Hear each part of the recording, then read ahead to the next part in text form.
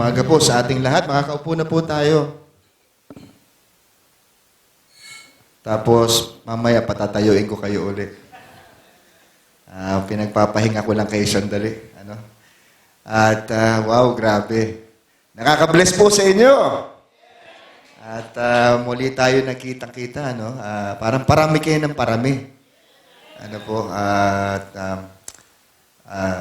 Alam po nating lahat na ang simbahang ito ay medyo marami pong adjustment sa ngayon, At sa isang banda ay nagpapatuloy ang maraming mananampalataya. Nakaka-encourage kayo, nakaka-inspire. At habang tinitignan ko si Ma'am Alice kanina, sabi ko, grabe, wow talaga. She's so inspiring. The choir is so inspiring. Yung mga singers, ang gagaling, parang mga professional po.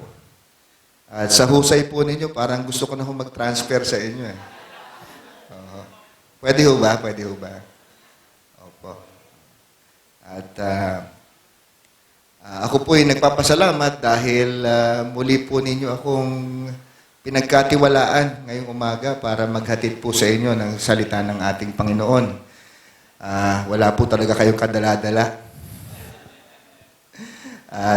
But it's really humbling to be considered as your speaker. Hindi lang isang beses, hanggang mamaya, dito po ako. Kaya po ako po hiyang-hiya. Dahil sabi ko, karapat dapat ba ako rito? Pero sa totoo lang, sa biyaya ng Diyos, wala naman kasi talagang karapat-dapat. Pero sa biyaya ng Diyos, andito tayo at naglilingkod sa Kanya. And we thank God for that. That's number one thing that we need to thank God for. Something that we have to realize that, na dapat natin pasalamatan palagi sa ating Panginoon. We do not deserve to live. We do not deserve to be saved. We do not deserve to be loved. But God loved us. And He even sent His only begotten Son to die for our sins. At walang katulad niya. Tayo po ay inibig, minahal ng ating Panginoon. Pag nagpipreach po ako, nagkakaproblema ako palagi. Ayan. At this month is a love month. At marami pong tao ngayon, kahit hindi naman in love, pinipilit ma-in love. Tama po ba? Uy, February ngayon, kailangan ma-in love ako. February ngayon, wala pa akong minamahal, kailangan magkaroon ako ng mamahalin. Yung salita pong love ay masyadong palasak na salita. And most of the time, ginagamit natin yan sa kung ano-anong kapamaraanan. Like, I love your car. I love your house. I love your clothes. I love the way you sing. As if we really do not understand what love really means. Tama? We do not have any idea of what love really is. Pero bilang mga Kristiyano, dapat maliwanag po sa atin ang ibig sabihin ng pag-ibig. Sa mga kasama po natin ngayon sa church na ito, kung wala kang maliwanag na ideya at kahulugan sa kung ano ang pag-ibig, pwede ba huwag ka munang umibig?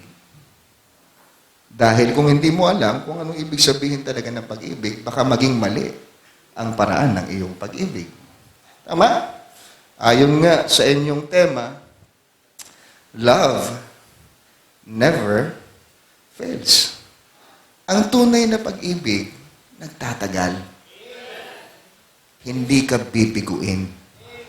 At maraming nagsasabing umiibig ngayon, na umibig lamang sa loob ng maigsing panahon. Kung maigsi lang ang panahon ng pagmamahal, kung ang pag-ibig ay napuputol, hindi talaga ito pag-ibig. Tama po ba? O, baka meron na sa inyong umibig ng ganyan. Nung una, ikaw lamang ang aking mamahalin. Diba? Pagkatapos ng ilang linggo, tapos na. Diba? May kapalit na naman. Naibago na naman. So ngayon po, para po una sa lahat, ang primary na dinidirekta ng ating mensahe ngayong umaga ay yung mga may minamahal na. Specifically, may mga asawa na po. Maliban na lang kung gusto mo mag-asawa uli. Okay? So, sana nga po, no? Kung hindi naman, no, sana lahat na mag-asawa ngayon magkatabi. Pero kung hindi naman, okay lang mamaya na kayo magtabi. Okay ba yon? O baka di na kayo nagtatabi. Yun ang isa sa ating tatalakayin ngayong umaga. Yun naman pong mga sub-sub pa sa pag-aaral at mga modules. Doon muna kayo sa tabi. Tumabi-tabi muna kayo. Okay? Wag kung ano-ano iniisip ninyo. Tapusin nyo muna module nyo. Ang pag-aaral ninyo bago kayo magmahal. Amen po? Ayan. At doon naman sa may mga kasintahan na wala na tayong magagawa dyan, di ba? Nasimulan nyo na. Ano pa bang magagawa namin? Natitigas ng ulo nyo. Hindi. Ang layunin po natin ngayong umaga ay tiyakin natin ang uri ng relasyon na meron tayo ay kalooban ng Diyos. At hindi lamang kalooban ng ating mga sarili. Amen po? Ayan, pwede na tayo tumayo. May I request everyone to please stand with me as we turn our Bibles to 1 John. Ang pamagat po ng pag-uusapan natin ngayong umaga ay mula noon hanggang ngayon, ikaw at ako.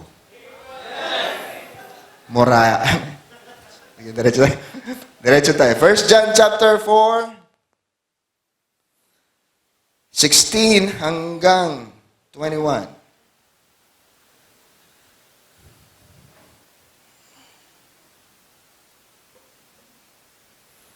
Andiyan na po ba? Say amen. Sabay po nating basahin ang mga talata na ito.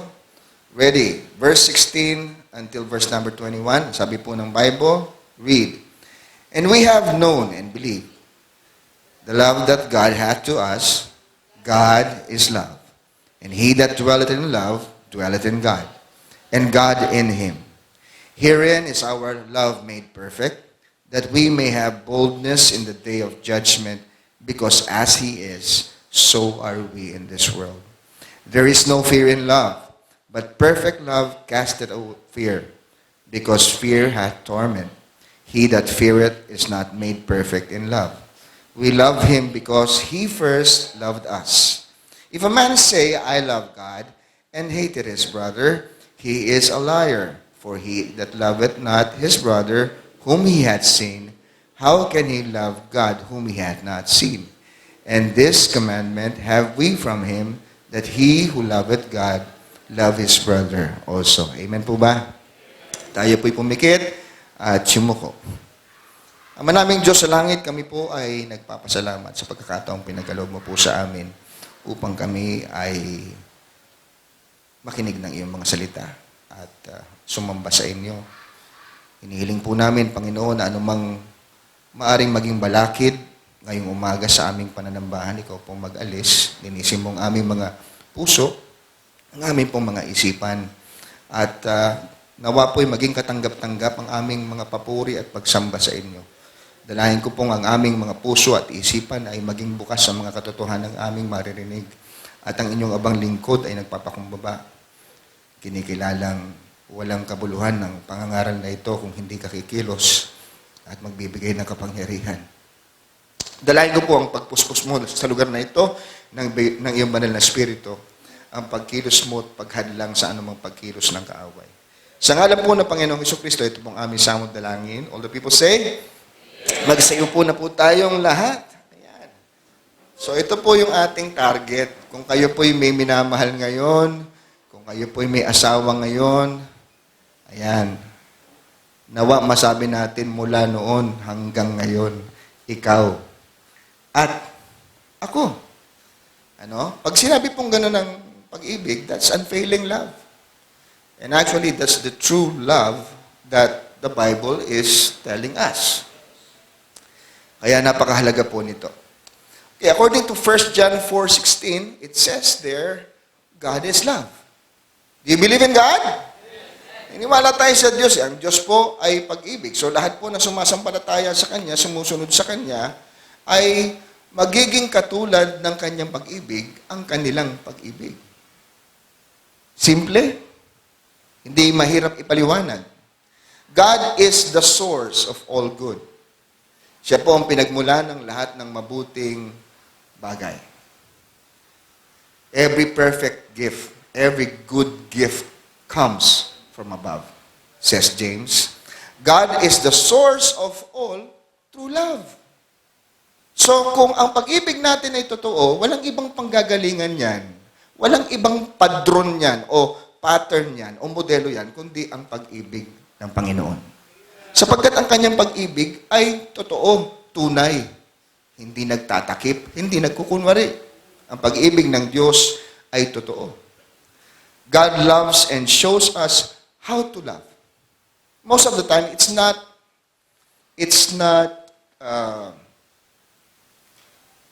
kumbaga, hindi sapat.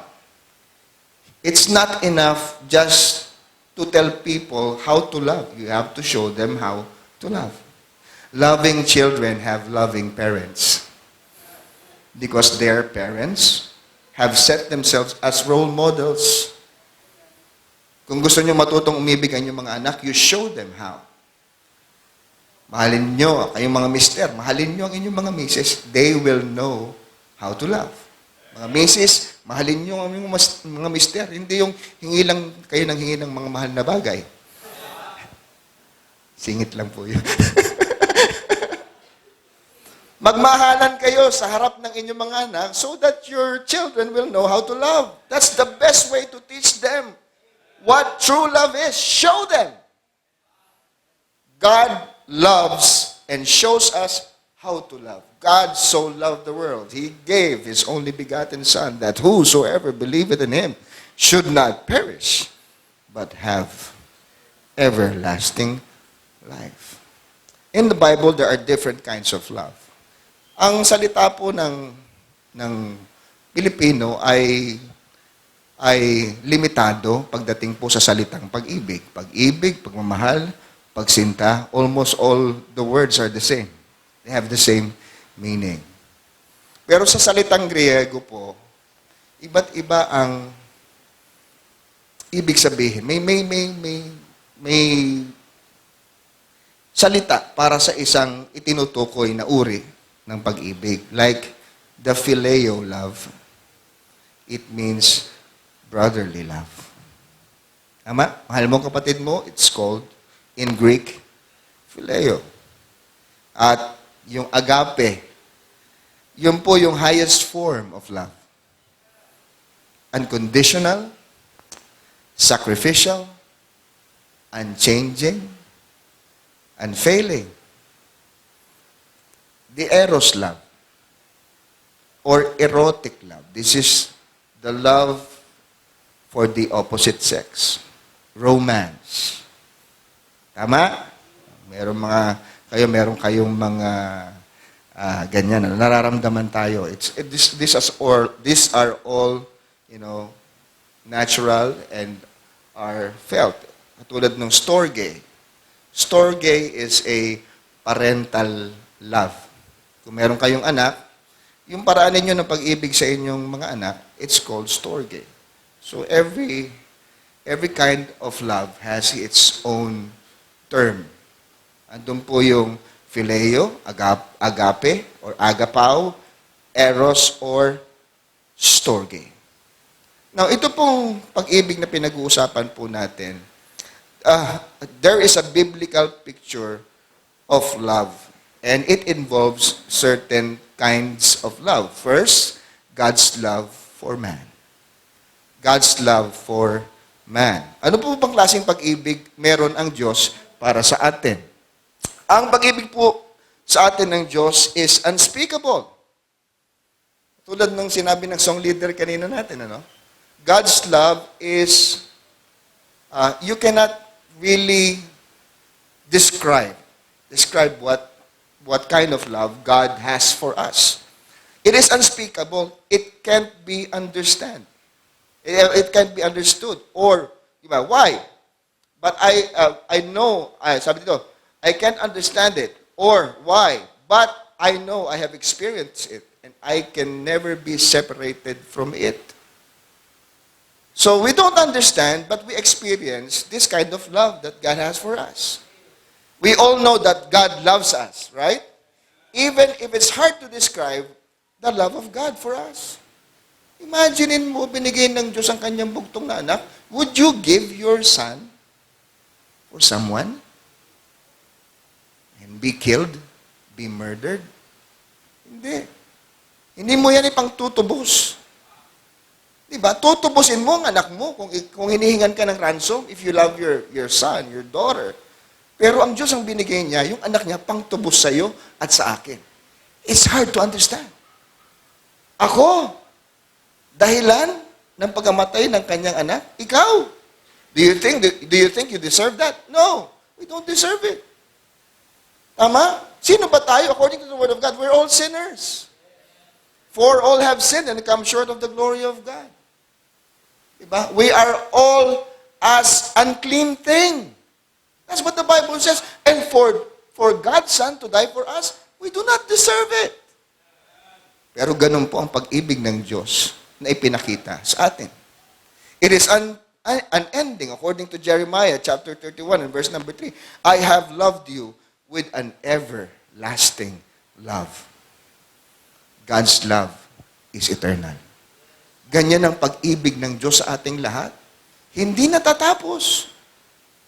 Hindi dahil perpekto ka. Hindi dahil karapat-dapat po tayo. Kundi ganun po talagang umibig ang Diyos. Hindi natatapos. Mula noon hanggang ngayon at magpakailan-kailan pa man. Ganyan po ang pag-ibig ng ating Panginoon. Ang sarap magkaroon ng Panginoon na katulad niya. Kaya niya akong tanggapin sino man ako. Kaya kanyang tanggapin sino man ikaw. It is unselfish. Hindi sarili ang iniisip. Hindi katulad ng marami sa atin. Kung mamahalin mo ko, mamahalin din kita.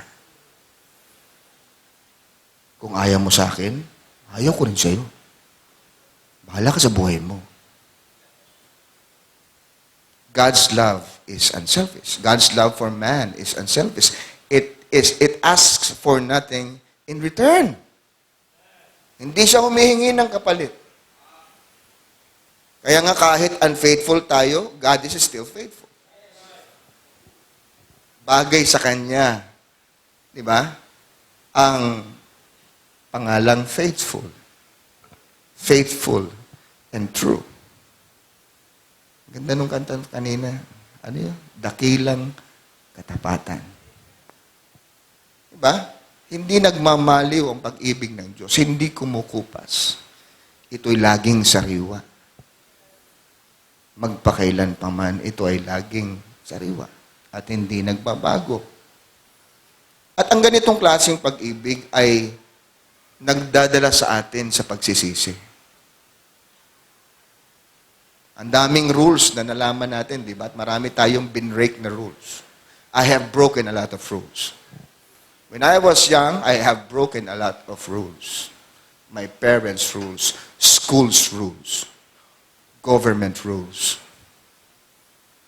Pero nung naramdaman ko ang pag-ibig ng Diyos, walang sino mang kailangang itulak ako para sundin ko ang Kanyang utos. Binago ako ng Kanyang pag-ibig. At marami sa atin ang ganyan ng patotoo, right? Ang ganitong klaseng pag-ibig ng Panginoon ay binago ang marami sa atin. Yung mga nakatayo po dito sa harap natin kanina, alam niyo kung bakit blessing ang mga to? Hindi po dahil magaling lamang silang kumanta. Ang nakaka-bless dito ay ang mga binagong buhay ng Panginoon dahil sa Kanyang pag-ibig. Don't you know that the kind of love that you have for someone can change someone? Diba? Anong klaseng pag-ibig to? Yung pag-ibig na hindi nagmamaliw, pag-ibig na hindi kumukupas, pag-ibig na handang ibigay, anuman ang kalagayan ng taong gusto mong ibigin. Ganyan ang pag-ibig ng Diyos. And that's the only kind of love that can change you and that can change me. May asawa kayo, hindi perpekto. Marami kayong reklamo. Ba't ba ito pinakasalan ko? Samantalang ilang beses kang tinanong, yan na ba talaga? Oo nga eh. Wala na, ito na to, ito na nga yun. Diba? Walang makapipigil sa akin. Diba? Walang makahahadlang sa pag-ibig na to. Pagtagal-tagal ng ilang taon, bakit ba ito pinili ko?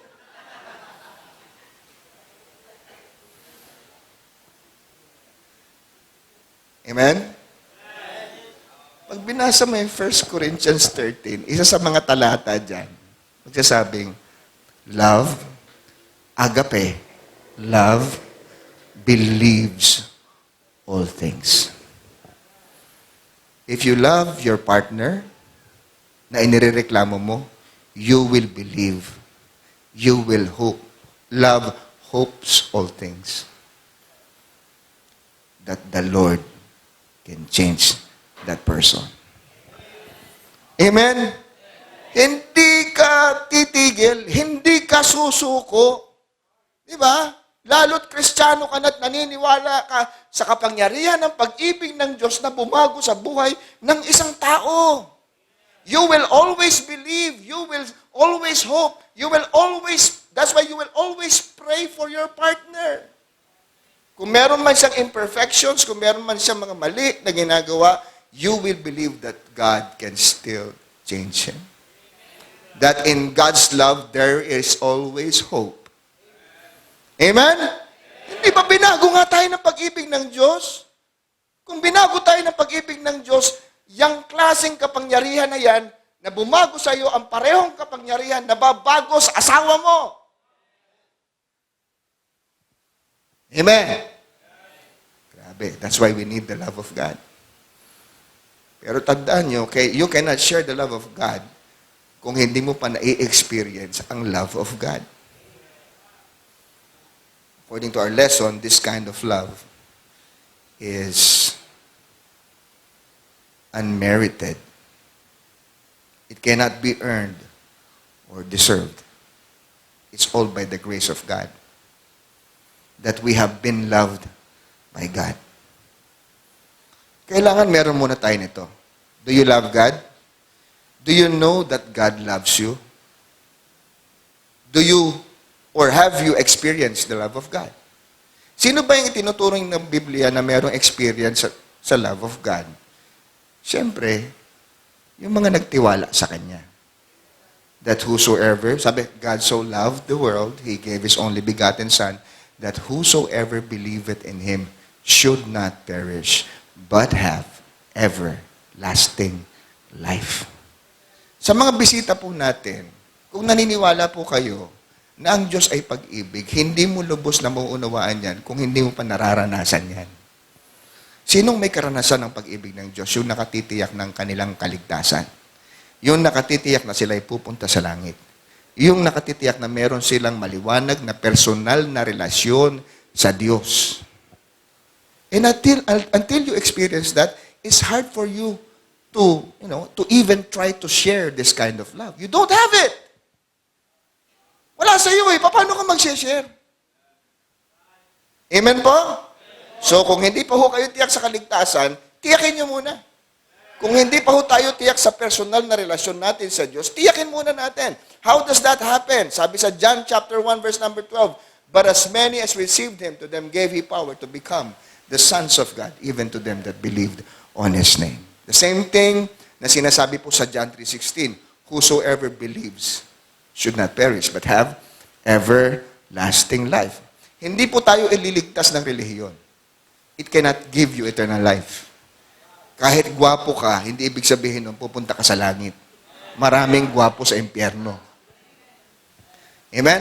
Kahit maganda ka, hindi ibig sabihin maganda ka, pupunta ka sa langit.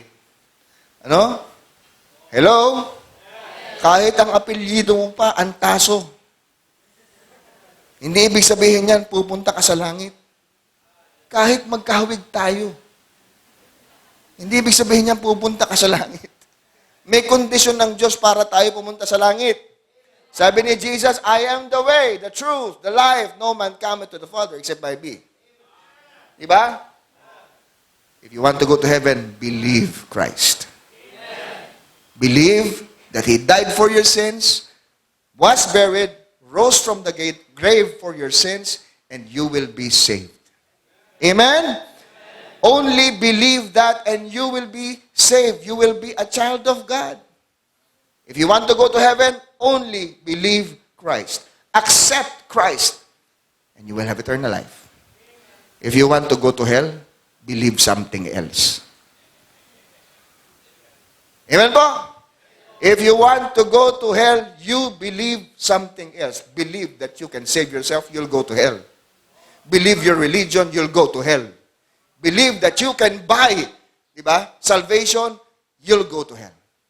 Believe Christ, you'll go to heaven. Amen. Maliwanag po ba yun? Kailangan magkaroon tayo ng maliwanag na relasyon sa ating Panginoon para tayo ay makaranas ng Kanyang pag-ibig at upang ang pag-ibig na ito ay maiparanas din naman natin sa iba. Amen. Yan. It is unmerited. Okay? Sabi nga sa Titus 3:5. Oh, tama? Tingnan natin yan. Titus 3:5. Ibahin natin yung verse. Andiyan po ba? Kayo? Not by works of righteousness which we have done, but according to His mercy, He saved us. According to the washing of regeneration and renewing of the Holy Ghost. Ang ibig sabihin nun, kailangan mong maborn again. Kailangan mong maipanganak na muli. Kailangan mong isilang mismo ng Diyos. How does that happen? Balik tayo sa John 1:12. As many as received Him, to them gave He power to become the sons of God. Or in other words, the children of God. Amen. So ayan po. It is unconditional. It is not based on what we can or cannot produce. It comes from the heart of God. God did not love us because we were perfect. According to Romans chapter 5, verse number 8, but God commended His love toward us in that while we were yet sinners, Christ died for us. Makasalanan tayo, hindi pa tayo nahuhugasan mula sa ating mga kasalanan nung unang panahon. Di ba? Minahal na po tayo ng Diyos. He even loved us before we were born. Did you know that? Di ba? Hindi pa tayo pinapanganak, namantin na siya para sa ating mga kasalanan. Naintindihan niyo po ba yun? Pinanganak na ba tayo nang napako sa krus si Kristo? Hindi pa. But He died for your sins. That's how He loved us. Amen. Kaya ang kamatayan na yun ni Kristo, ang kayang tubusin yan, ang kasalanan sa nagdaan, ang kasalanan sa kasalukuyan, at kasalanan sa hinaharap.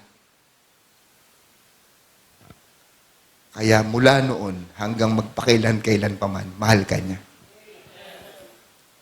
Amen. So yan po. His love is supernatural.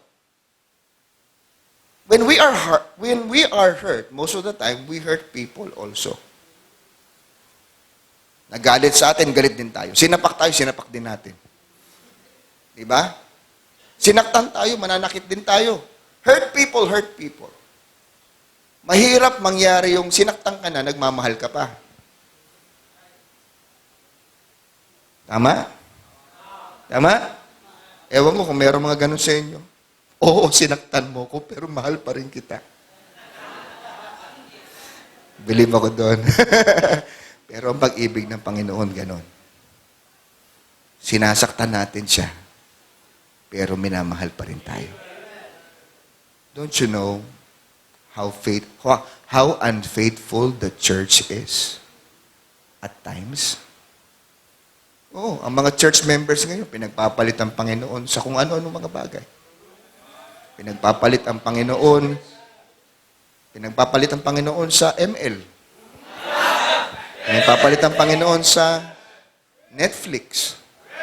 Pinagpapalang milk tea.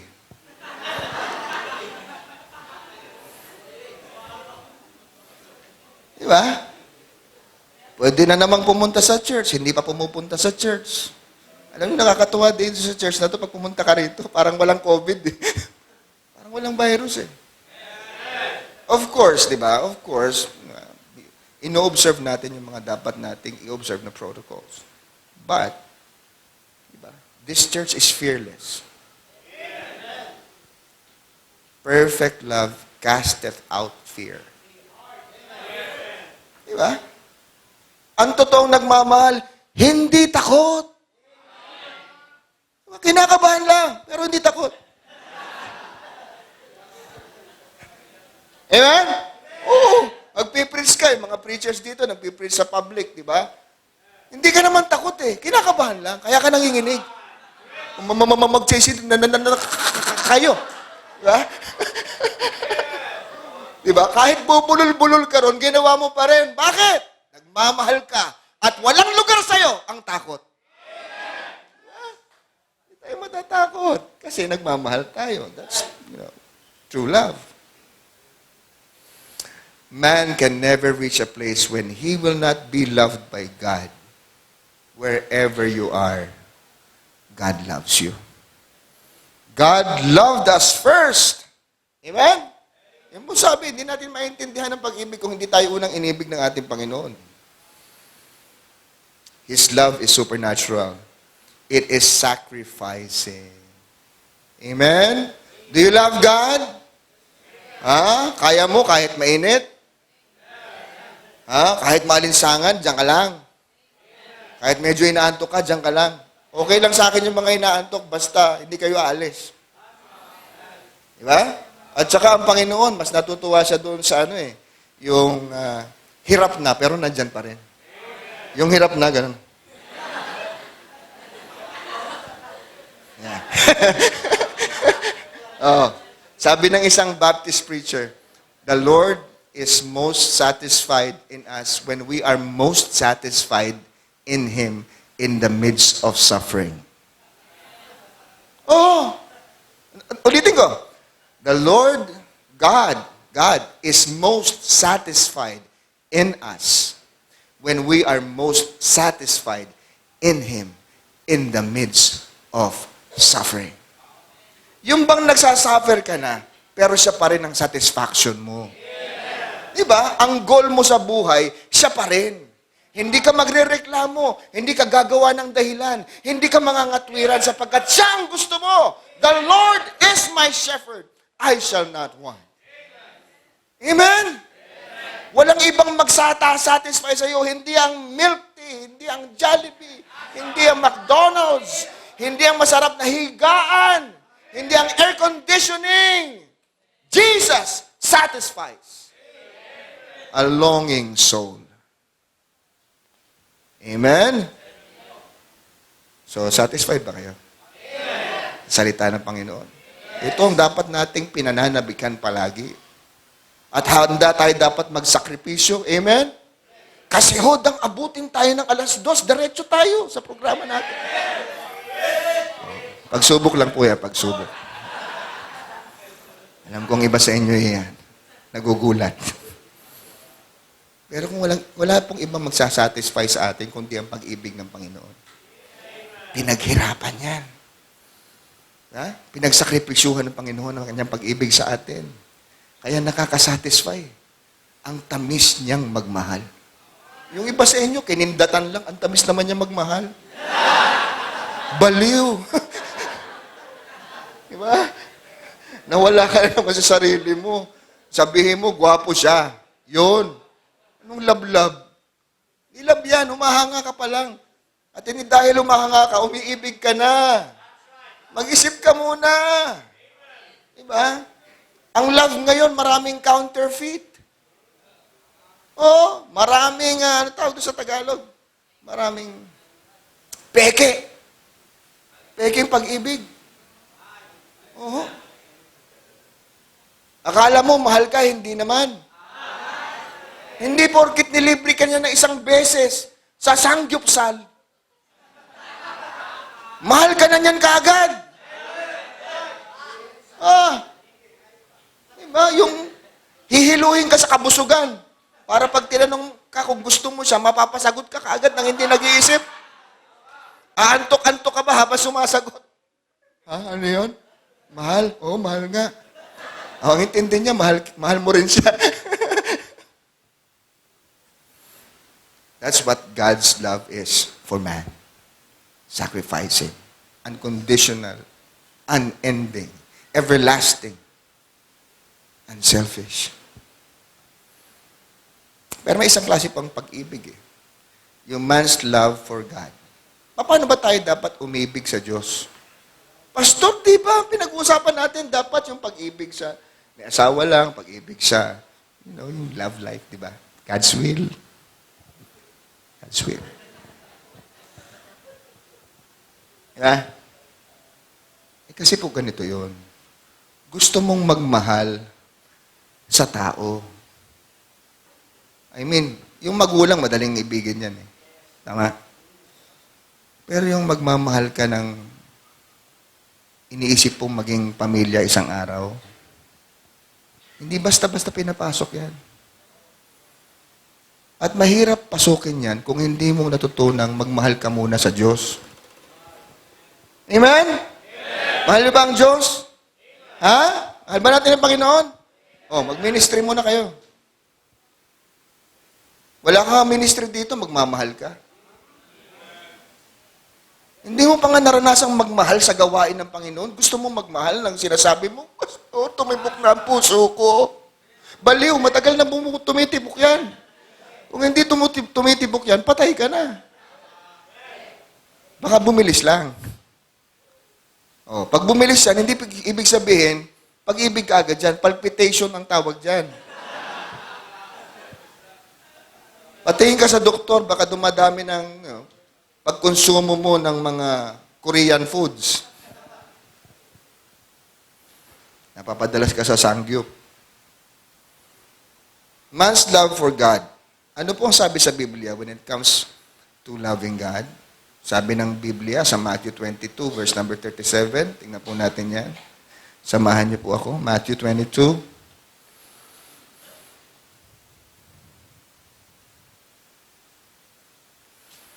Verse number 37, ang sabi po ng Bible, Jesus said unto him, Thou shalt love the Lord thy God with all your heart, and with all thy soul, and with all thy mind. This is the first and great commandment. Amen po? Maliwanag po ba yun? How are we going to love God? With all of what? With all of our heart. Walang kahati ang ibig sabihin nun.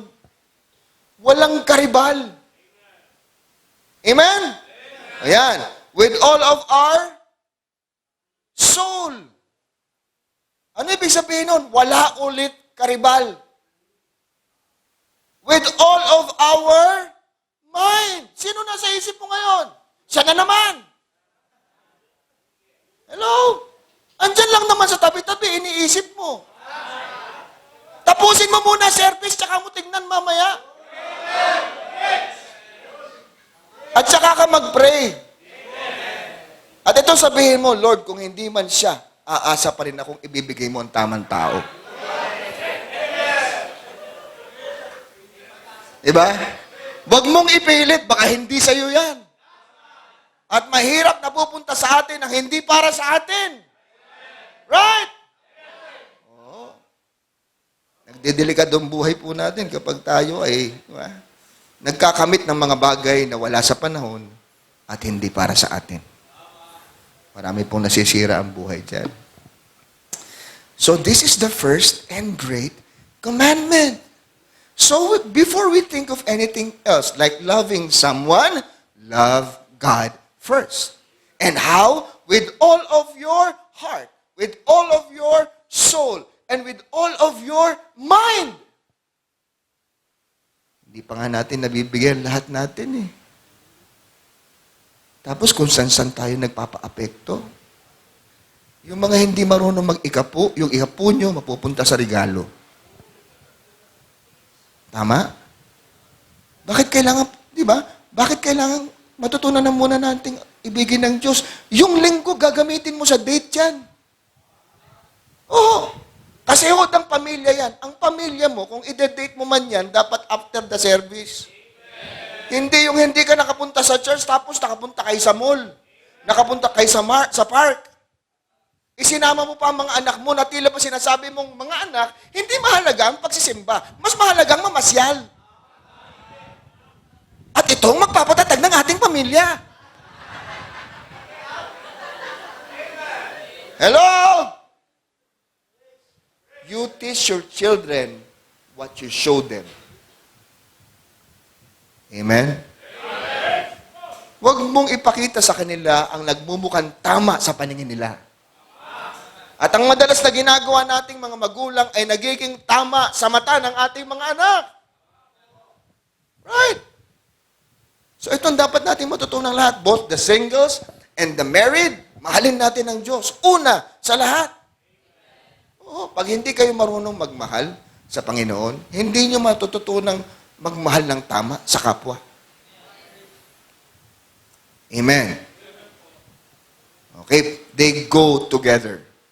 Love for your neighbor and your love for God. Mamaya, pag-aaralan natin yan. How do we love God? Sabi ng Panginoon, if you love me, keep my commandments. O, di ba? May love life ka na, wala ka pang memory verse. Anong susundin mo kahit isang talata, wala kang saulado? Diba? John 3:16 lang, nabubulol ka pa. Ano nga yun? Ano nga yun? Pakibulong mo nga. Hindi ba? Ang lalakas ng loob natin. Ang tatapang natin.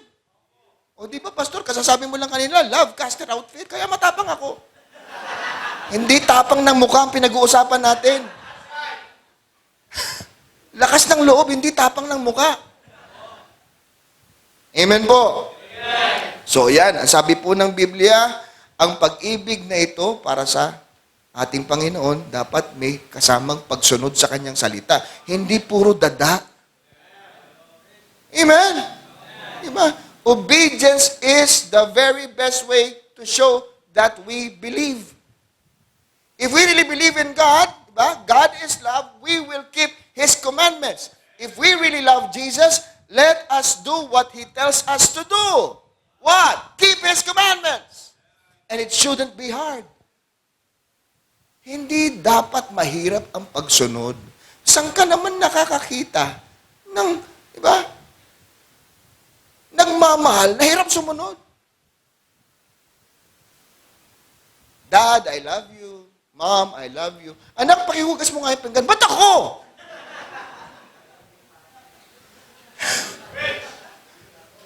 If you love me, keep my commandment. If you love your parents, you will, obey your parents. Wag puro salita, wag puro dada. Gawin, patunayan sa gawa. Amen? Kaya yun ang kagandahan ng meron dapat pag-ibig. Kasi mahirap talagang sumunod ang walang pag-ibig. Oh, may mga taong ganyan, pag inutusan mo, nagre-reklamo. Bakit? Walang pag-ibig eh. Rules without relationship only leads to rebellion. Realize that? Rules without relationship only leads to rebellion. Sa house, ang daming house rules. Pero pag walang relationship, it only leads to rebellion. Pwedeng magrebelde ang asawa mo sa'yo kasi puro ka rules. Wala ka namang relasyon. Pwedeng magrebelde ang mga anak natin kasi puro tayo rules sa bahay. Wala namang relationship. Kaya kailangan maramdaman ng bawat isa na sila'y minamahal. Kaya sinasabi natin kanina, pinag-aaralan natin kanina, mahirap ibahagi ang pag-ibig kung hindi mo pa nararanasan ang pag-ibig. Pinapaliwanag sa ating lahat ngayon kung gaano tayo kamahal ng Panginoon. Tama?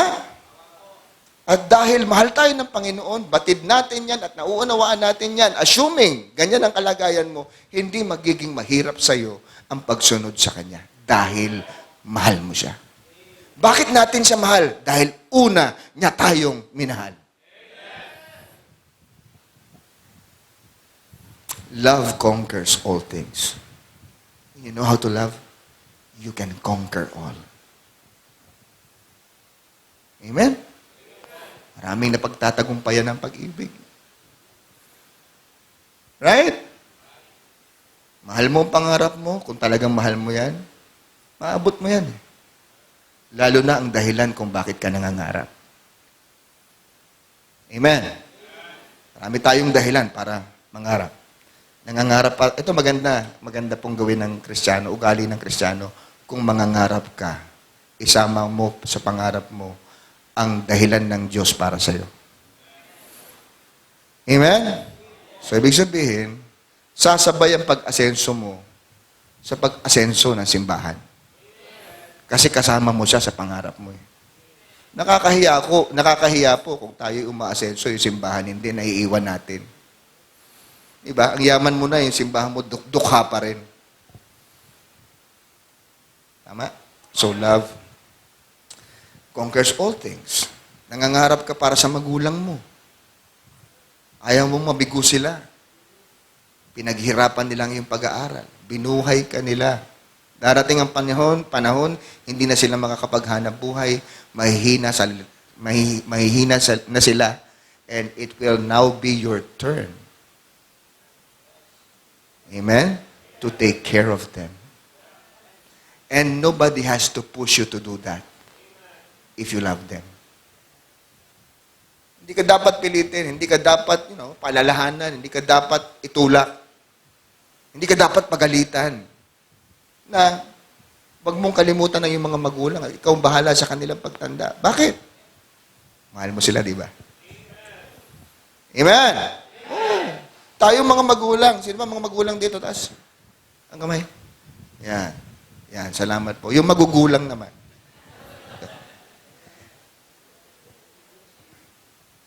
Yung mga magulang, we sacrifice a lot for our children. Ito, tandaan niyo mga anak. Ang daming mga bagay na posible sana na nabili namin para sa sarili namin, pero hindi namin binili para sa inyo. Amen? Marami kaming gustong i-enjoy sa buhay na ito, but we chose not to enjoy them because we want you to enjoy. Hindi lahat ng magulang mayayaman at kayang ibigay lahat habang nag-i-enjoy din sila. At nakakamit pa rin ang mga gusto nila. Karamihan sa mga magulang na Pilipino ang nagsasakripisyo para sa kanilang mga anak. Kaya ayusin niyo ang buhay ninyo, wag puro love. Parang ang dali lang umibig. Yung pinag-uusapan natin doon sa love na yun is eros, ha? Parang ang daling ipagpalit si nanay at tatay. Tinext ka lang ng isang beses. You know what? I like you. Pwede ka ba mamaya? Sige. Nakalimutan mo yung sinabi ng nanay mo, anak, huwag kang sama ng sama kahit kanino. Anak, tapusin mo muna pag-aaral mo. Hello? Nung na-late ka ng uwi, sabi ng nanay mo, saan ka galing? Ano ba pakialam nyo, nay? Buhay ko to. Nakalimot agad. Yung nanay mo na yan, sinisigurado nung maliit ka pa na hindi ka dadapuan ng kahit isang insekto sa balat. Tapos maraming mga kadalagahan ngayon, ang dami nang dumampi sa balat. Ang lalaking insekto. Oo. Yung mga lalaki, lalo na Kristiyano, huwag kayong parang insekto dyan. Diba? Kagat na lang ng kagat. Walang paalam. Paalam. Kung ako makakita ng malaking baygon, bobombahin ko kayo lahat eh. Diba? Na maubos ng mga insekto sa mundong ito na magpapalungkot sa puso ng maraming magulang. Pag may pangarap yan, yung tunay na nagmamahal, susuporta sa pangarap. Yung dalagang nagustuhan mo, nabatid mo na meron siyang pangarap, suportahan mo yan. Huwag mong gambalain. Diba? Meron niya mga magulang na gustong pasiyahin sa takdang panahon. Huwag mo siyang nakawin nang wala sa panahon. Okay. So love conquers. Abraham was a man who loved God. In Genesis chapter 22, what did he do? He offered his only son, Isaac. Amen po? So, yung pinakamahalaga sa atin, kaya nating isakripisyo kapag tayo po ay nagmamahal. Ganyan po tayo dapat nagmamahal sa ating Panginoon. Diba? Dapat hindi ka makakarinig ng reklamo sa loob ng iglesia. Walang reklamador dapat na Kristiyanong nagmamahal. Nagmamahal eh. Huwag kang magreklamo. Tinuro yung tithing, huwag kang magreklamo. Ha?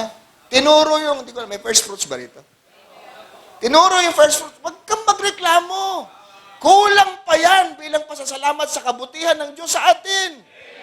Diba? Ang tunay na ligtas, hindi manghihinayang sa Diyos sapagkat batid niya kung gaano kadakila ang kanyang pagmamahal. Amen. Na, diretso na tayo. Third point, man's love for one another. Diniscuss natin yung God's love for man and then man's love for God. Ngayon po naman ay man's love for one another. Okay, sabi sa John 13:34, a new commandment I give unto you, that ye love one another. As I have loved you, that ye also love one another. Okay, ito po yung commandment ng Panginoon sa atin.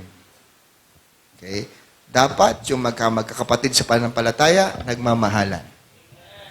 Mahal nyo ba yung ka-churchmate nyo?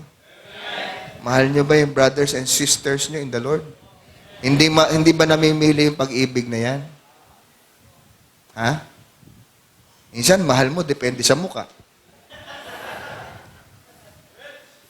Minsan, mahal mo dahil depende sa laman ng bulsa yan. Diba? Kung gaano kang kadalas i-treat sa milk tea house. Dalas yung mag-milk tea. Alam nyo, dalas kong i-blow out niya sa milk tea house. Oh, kaya love ko yan eh. Dahil ba sa regalo ang basihan ng pag-ibig? Yung iba, sinusuhulang kayo na regalo, hindi nyo namamalaya. Nag-i-invest sila sa inyong emosyon. Tawag niyan, emotional investment. Diba? Bili ng cake, bili ng ice cream, bili ng chocolates, Ferrero, diba? Cadbury, Van Houten.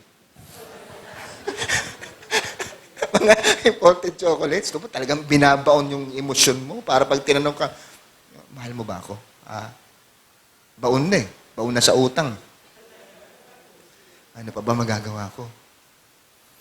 Di ba? Huwag kayong madala sa regalo. Mamaya pag-uusapan natin yan, yung tungkol sa pagpili ng makakasama. Gusto nyo ba yun? Oh, balik kayo mamaya, balik kayo mamaya. Kung makakabalik kayo. Okay. Man's love for one another. Sabi dyan, a new commandment I give unto you that you love one another as I have loved you. May example si Jesus Christ, how you should love. It's unconditional, unselfish. Pag sinabi mo nating love, love is seeking the highest good of someone. So this is not about you. Pag pinag-uusapan natin ng pag-ibig, hindi mo isipin ang tungkol sa kung anong makakabuti para sa iyo. Ang iisipin mo, ano ang makakabuti para sa Kanya. Diba? That's why Jesus died for us. He didn't think about Himself. He thought about us. We were in His mind when He was being crucified on the cross. Ikaw, ako ang nasa isip niya habang nandun nakabayubay siya sa krus ng Kalbaryo. Hindi niya inisip kung paano makatakas doon. Diba? Ang pag-ibig hindi tumatakas sa commitment. Kung ano yung sinumpaan, tuto pa rin yan. Diba? Ano yung sinumpaan sa harap ng dambana? tuto pa rin yan. Amen? Kaya mula noon hanggang ngayon, kayo pa rin.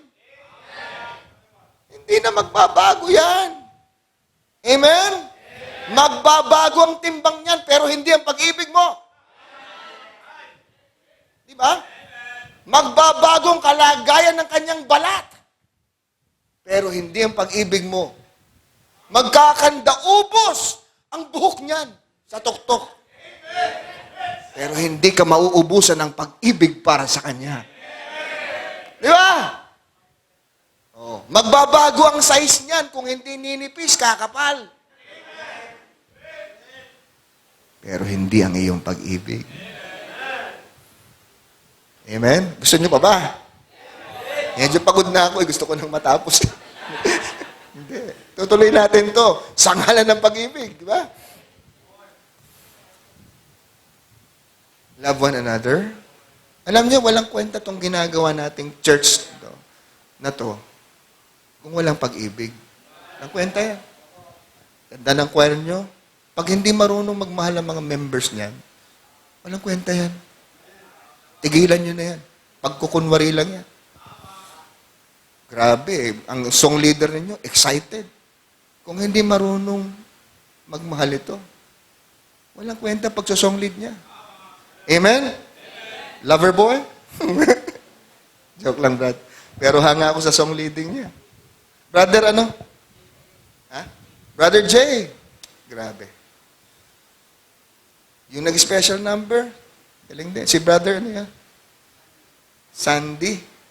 Pang Sandy ka talaga. Pang Sandy ang boses mo. Galing. Pero kung hindi kayo marunong magmahal, those are just hypocrisy. Katabi mo yan eh. Kasama mo sa church, hindi mo kayang mahalin. Tanong, hanggang kailan mo siya kayang mahalin? Baka pag ayaw mo na ang ginagawa niya, ayaw mo na siya ring mahalin. Hindi magiging bukas ang church na to sa lahat ng klase ng tao. Ang church na nagmamahal, bukas yan kahit kanino. Kahit sa pinakaayaw mong tao, the church has to be open to them. That is God's love. That is agape love. Diba? Yun ang pinapakita natin sa soul winning. Why are we reaching out to people? Ang daming bata na yun, oh. Most of them are weak. Generally, they are weak. They are helpless. They cannot give anything. Almost. But you spend time with them, training them, teaching them. Nang wala kang inaasahang kapalit eh. Ano bang maibibigay ng mga bata? Salamat kung merong magbibigay dyan ng 5 tinapay at 2 isda. Diba? Pero malibang bigyan niya ng mga magulang, wala silang ibibigay. Pero bakit binigyan niyo ng panahon? Yan ang pag-ibig. Diba? Yung nag-direct dito, siya nagturo marahil, yung nagtugtog ng piano. Marami tayong ginagawa sa church na walang kapalit. Bakit? Dahil yun ang pag-ibig. Amen. Tama po ba? Oo. Hanggang kailan natin iibigin ang kapatid natin? We don't love our brothers and our sisters just because they're doing good. Time will come, they will not. They will offend us. Na-offend na ba kayo? Oh? Yan ang salitang, di ba? Nung matutunan natin, natisod tayo. Tama? Nung araw, hindi naman natin alam yung word na offend eh. Nung hindi pa ako saved, hindi ko alam yung offend na yan. Nasa dictionary pala yan. Yung word na offend. Nung dumating ako sa church, meron palang word na ganun. At maraming nakakaranas pala niyan. Oo. Walang pinipili. Lumang Kristiyano, bagong Kristiyano. Diba? Daming natitisod, daming na-offend. At yung ilang mga tao na o-offend sa loob ng simbahan, hindi na makapagpatawad. At itong nagpapahirap sa kanila, kaya yung ilan sa kanila, wala na sa simbahan. Kaya the church is a good training ground eh. Alam niyo po ba yon? Dito, maraming taong makasasakit sa iyo. Wala namang perpekto rito eh. Lahat tayo posibleng makasakit, saka mo ba silang patawarin? Kasi kung hindi mo sila handang patawarin, hindi ka pa marunong umibig. Hindi ka pa lumalago sa pag-ibig. Di ba? We are in the ministry of reconciliation. We were enemies of God, but Christ reconciled us to God. That is a ministry.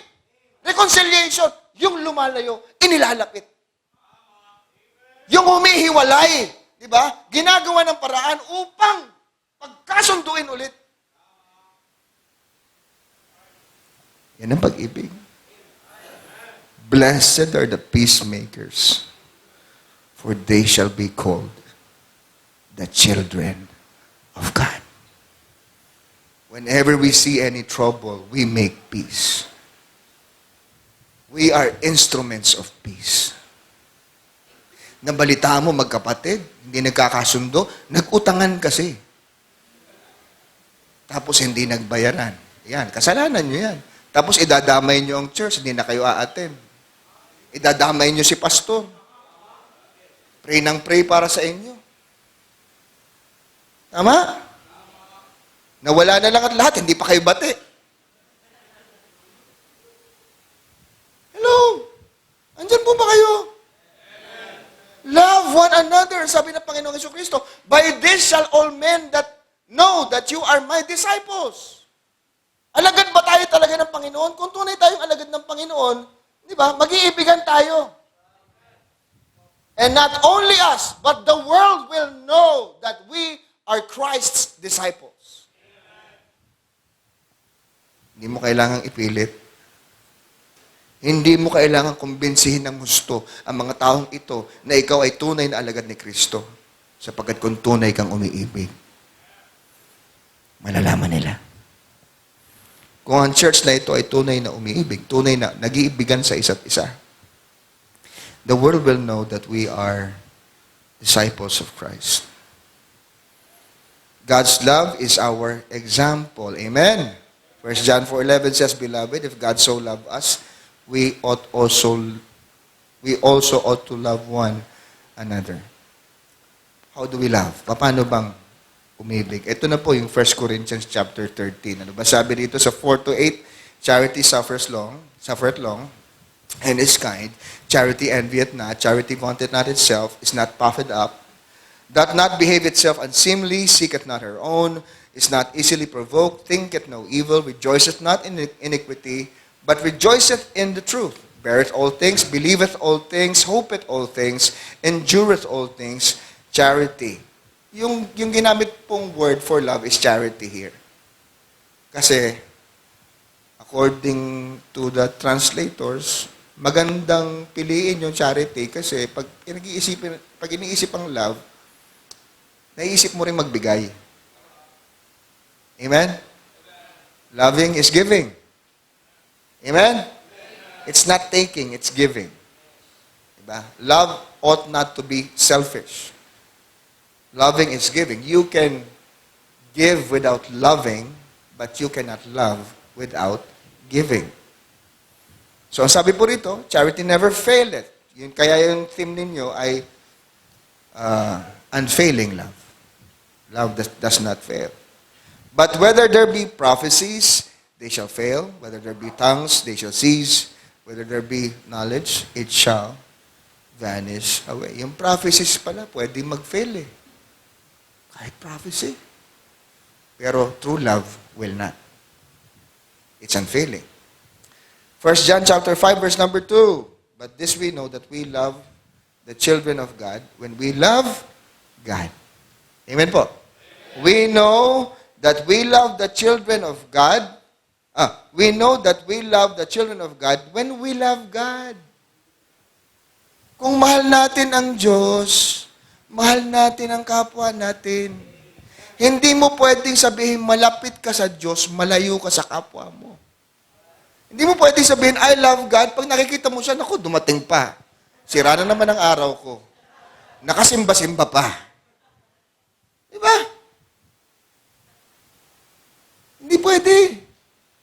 Kung Kung mahal mo ang Diyos, yun ang magiging dahilan para tanggapin mo ang sa tingin mo hindi dapat tanggapin. Kung mahal natin ang Diyos, ito magtuturo sa atin para patawarin ang sino man na sa tingin natin hindi karapat-dapat sa ating pagpapatawad. Amen po? Sarap pag-usapan ng pag-ibig, ano? Nakakainit ng dugo. So sabi rito, but this we know that we love the children of God when we love God and keep His commandments. So pag inisa-isa po natin yan, makikita po natin sa 1 Corinthians chapter 13, how it described love is, it's long-suffering, it's kind, it does not envy, it does not brag, it does not behave unseemly, does not seek its own, not easily provoked, does not think evil, hindi nag-iisip ng masama. Anong iniisip mo pagkasama mo siya? Baka masama. Hindi love yan. Baka lust yan. Kuha niyo po. Ha? Infatuation is not love. Infatuation wants to please self. Hello? Ganda naman niya. O ang gwapo naman siya. Sana maging kami. It's not love. Love ba talaga yun? There's no such thing as love at first sight. Amen po? Oh, we do not experience love at first sight. We grow in it.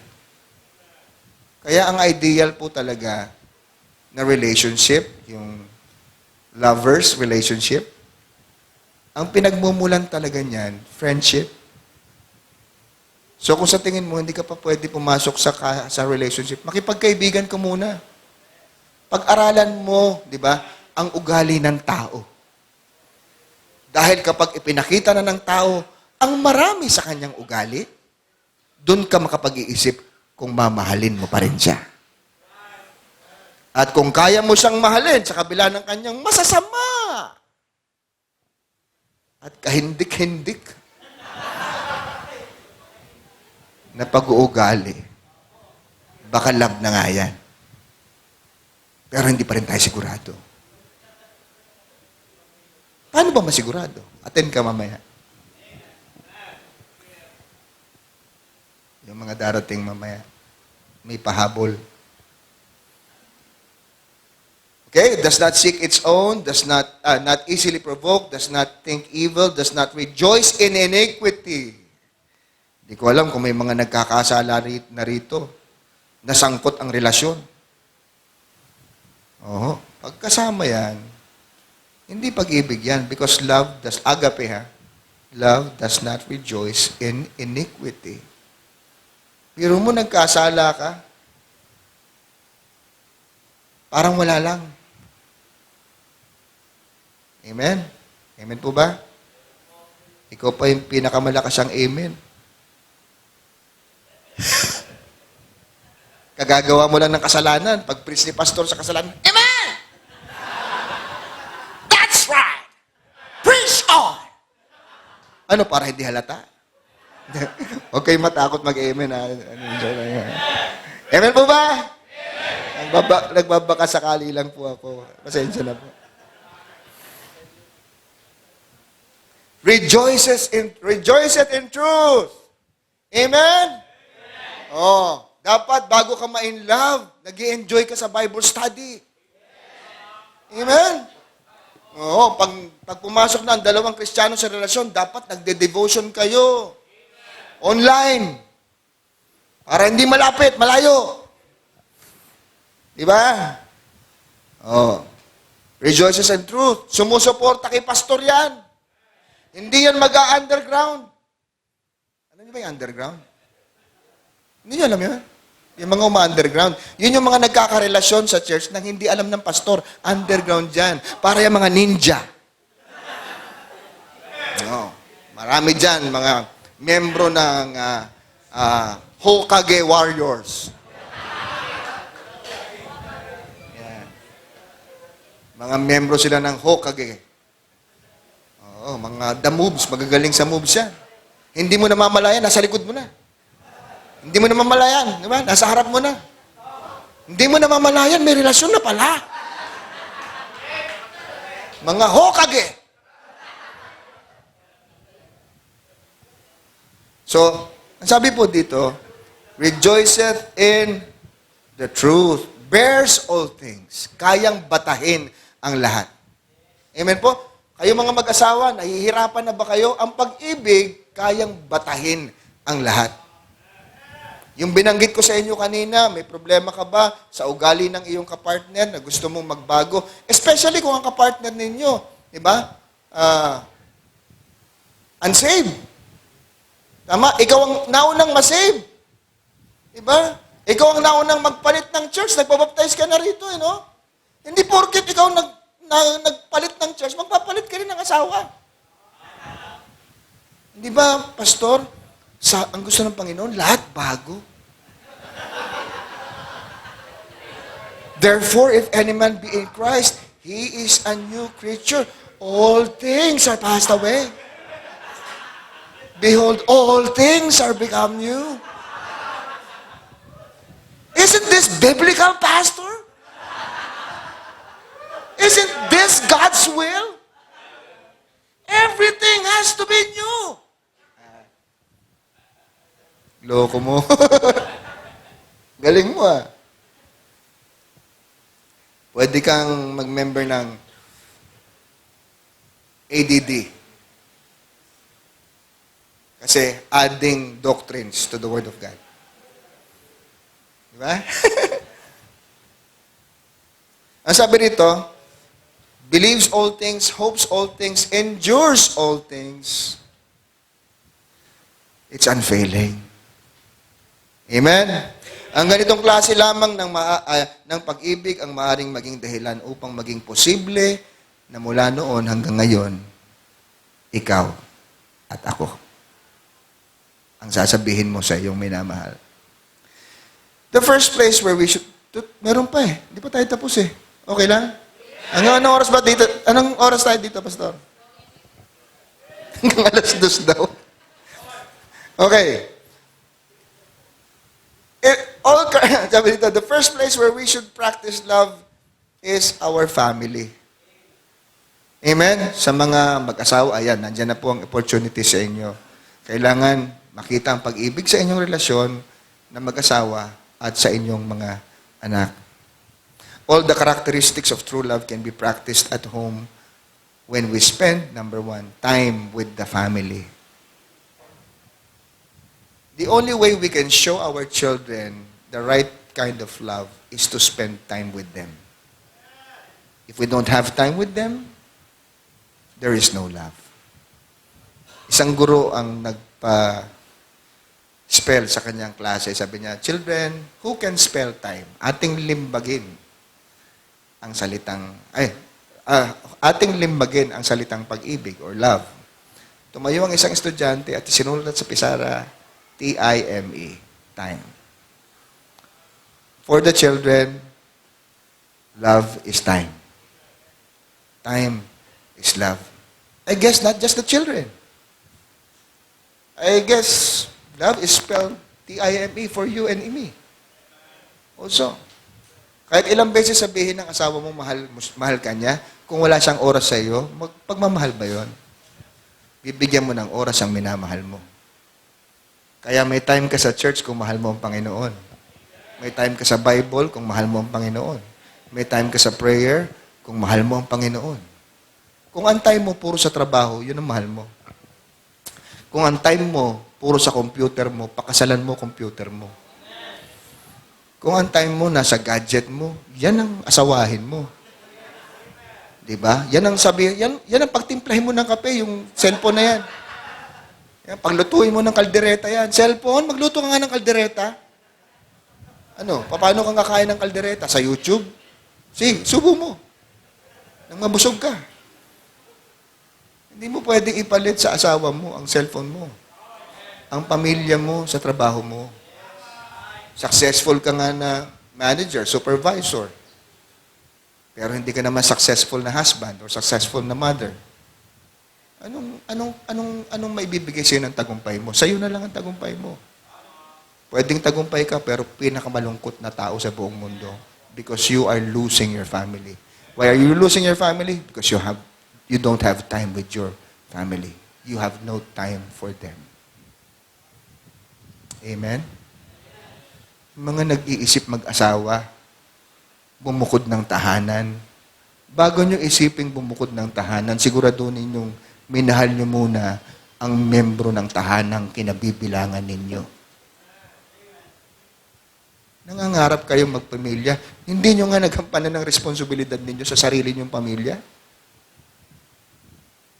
Diba? Ilang beses kang tumanggi sa utos ng mga magulang mo.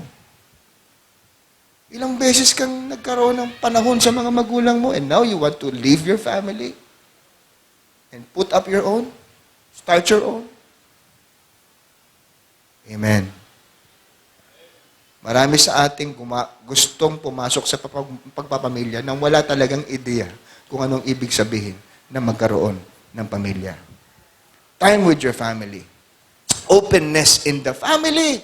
May pamilya tayo, pero hindi tayo bukas sa isa't isa. What does it mean to have openness in the family? It means experiencing the feeling of telling everything about you and not being judged. Ganyan ba ang kalagayan ng miyembro ng pamilya natin? O takot silang magbukas kasi ang feeling nila, kapag nagbukas sila, hahatulan sila, huhusgahan sila. Amen? Andiyan po ba kayo?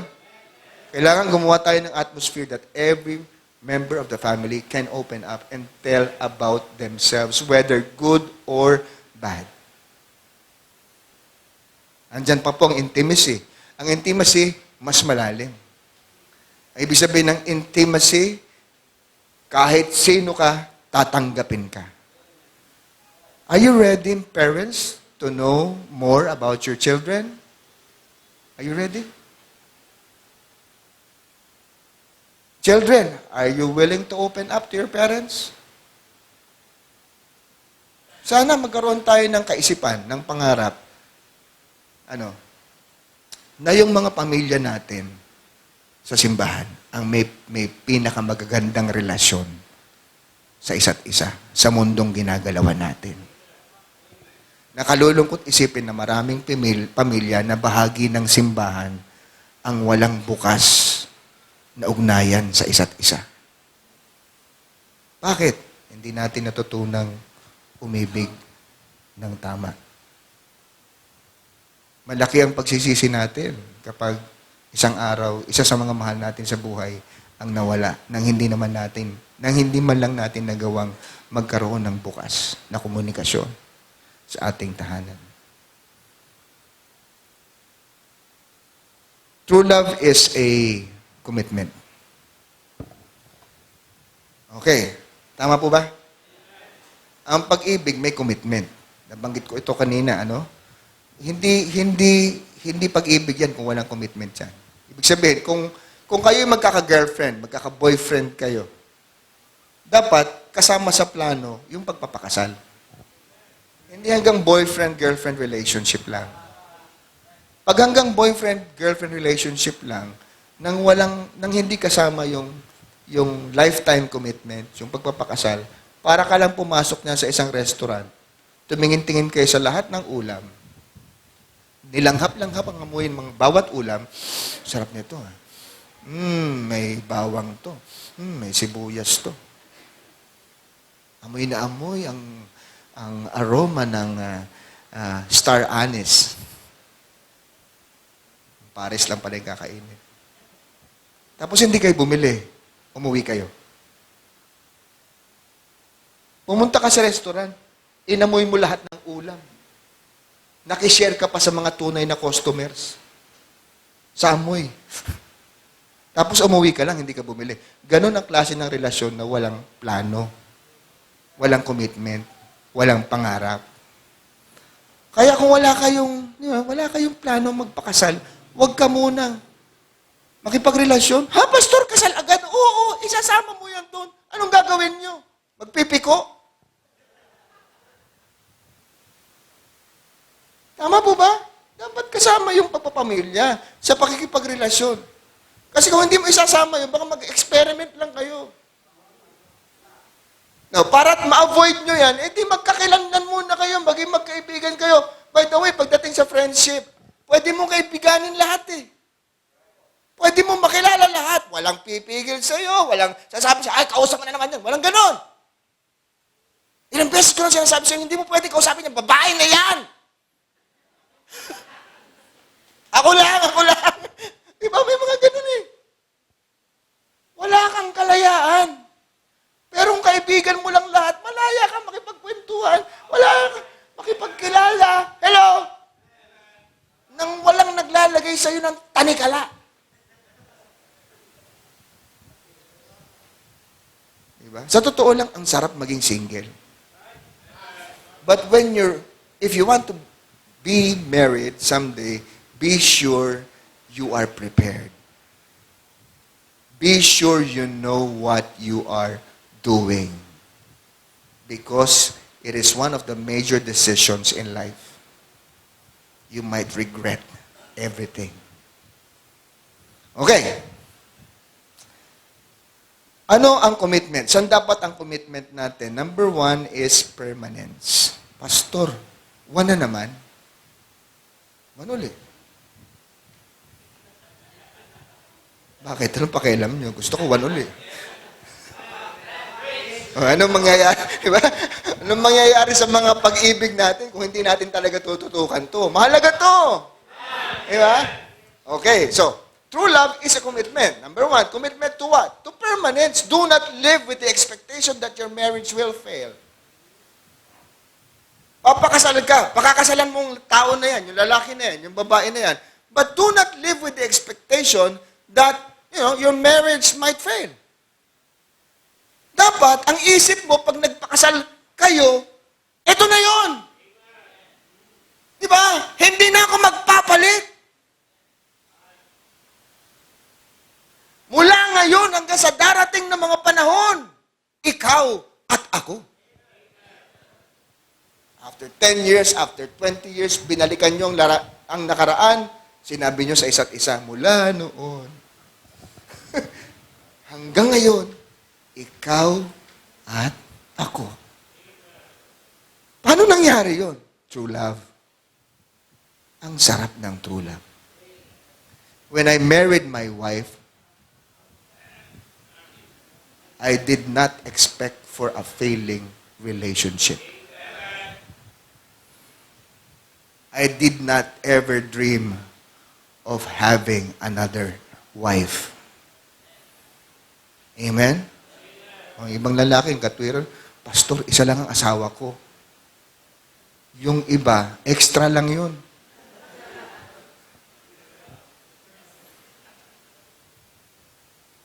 Amen? So do not live with the expectation that your marriage will fail. Dapat permanente na yan. Ha? Hindi yan parang ngipin na kapag nabungi, magkakabit ka ng postiso. Yan na yun. Kaya bago kayo makipagkasintahan, tiyakin nyo yan. Kilalanin nyo maigi, ang buong pagkatao, ang buong angkan. At kung sa kabila ng lahat, kaya mo siyang pakisamahan at samahan ang habang buhay mo, di tuloy mo yan. Mahirap kasi papasok ka, tapos pag napasok ka, alis ka. Sabi nga ng matatanda, ang pag-asawa ay hindi tulad ng isang mainit na kakaning isusubo na kapag napasok, iluluwa. Diyan po ba kayo? Ano man ang maranasan mo after marriage, that's fixed. Oh, gusto niyo pa? Anong ang meron sa permanence? Paano? Complete acceptance. Anong ibig sabihin ng complete acceptance? Kahit sino siya, tanggapin mo siya. Tandaan nyo mga babae, ang sabi ng Bible, pag asawa mo na yan, magpapasakop ka dyan. Tanong, magpapasakop ka ba? Willing ka bang magpasakop sa hunghang na yan? Na kung saan mo lang nakilala?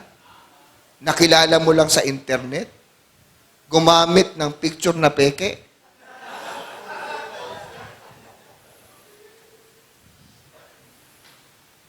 Complete commitment ang kailangan natin dito.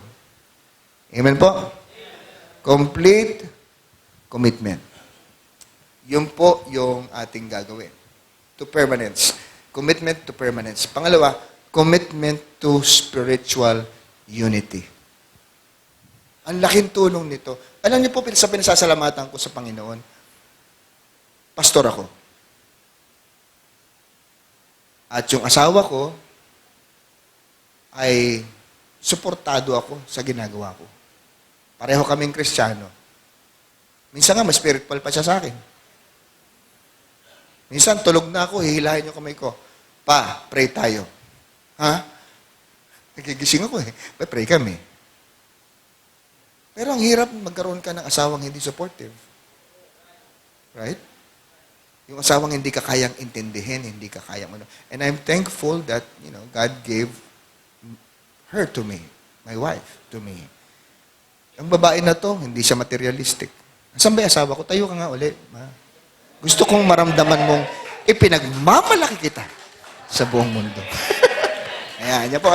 Tanggalin mo ng face mask mo para. Ayan po. Ayan. Ganda, di ba? Magaling mamili ito. Pag magaling ang pagkakapili ninyo sa pakakasalan ninyo, wala kayong pagsisisihan. At sa pagpili, hindi pwedeng hindi nyo isasama ang Panginoon. This is not just about what you want, but what God wants for you. Sino ang gusto ng Diyos para sa iyo? Hindi lang yung gusto mo. Tandaan nyo, marami tayong gusto na ayaw ng Diyos. Marami sa atin, nung araw, gusto ng shabu. Gusto ba ng Diyos yun?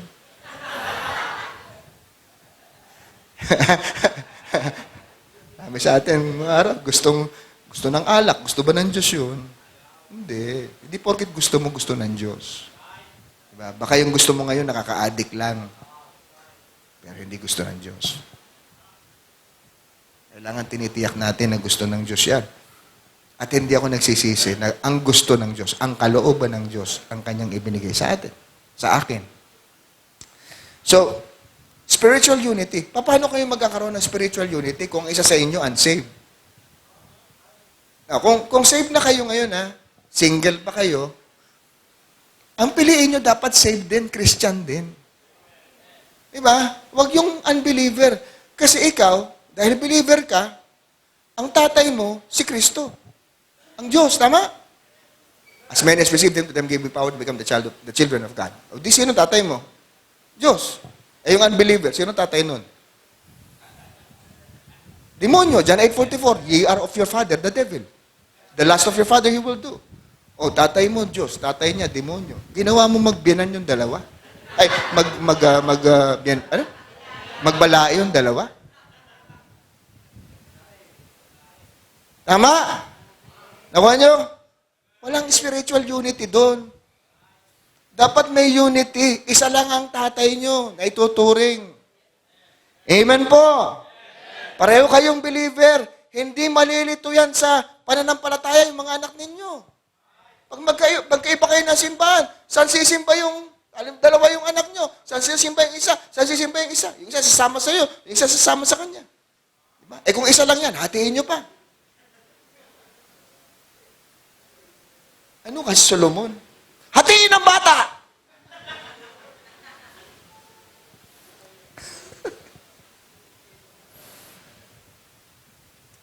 Okay. God is a unity of three distinct personalities, right?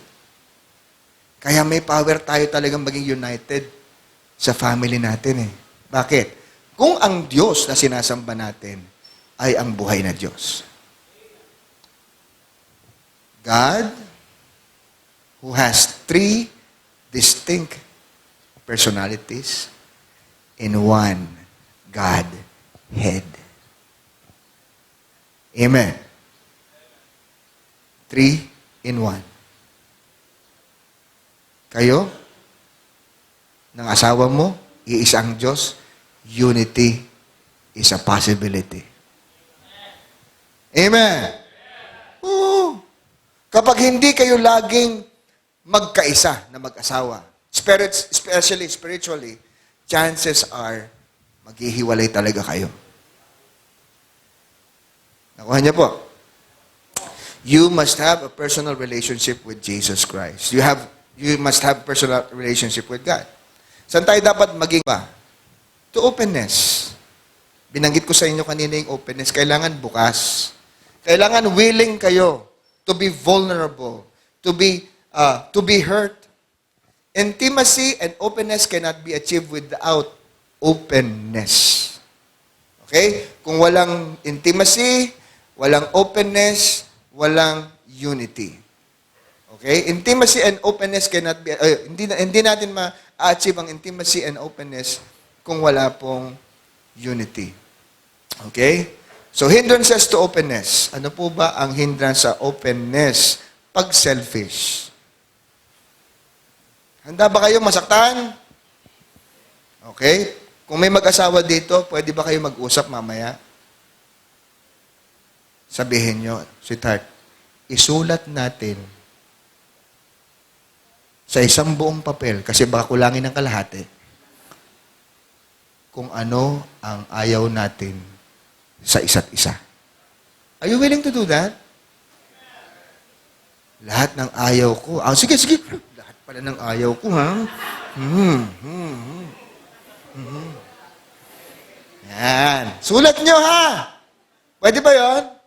Ngayon, bago nyo isulat yan, magkasundo kayo na walang away. Walang negative reactions. Walang samaan ng loob. Ano bang goal natin dito? Kasi walang ibang magsasabi ng tunay na ikaw, kundi ang taong pinaka malapit sa'yo. We don't want to live in a lie, right? Hello? Gusto niyo bang mabuhay sa kasinungalingan? O sa katotohanan? Ha? Pagka minsan po, yung katotohanan alam natin nakalalasing. Pero hindi yun ang totoo. Ang dami nakakakilala sa atin bilang mabuting tao, mabait na tao, mapagpasensyang tao, maibiging tao, pero sa sarili nating pamilya, kabaliktaran ng pagkataong kilala ng marami. Kaya kailangan ng openness. At kailangan, sabi, di ba, there is no fear in love.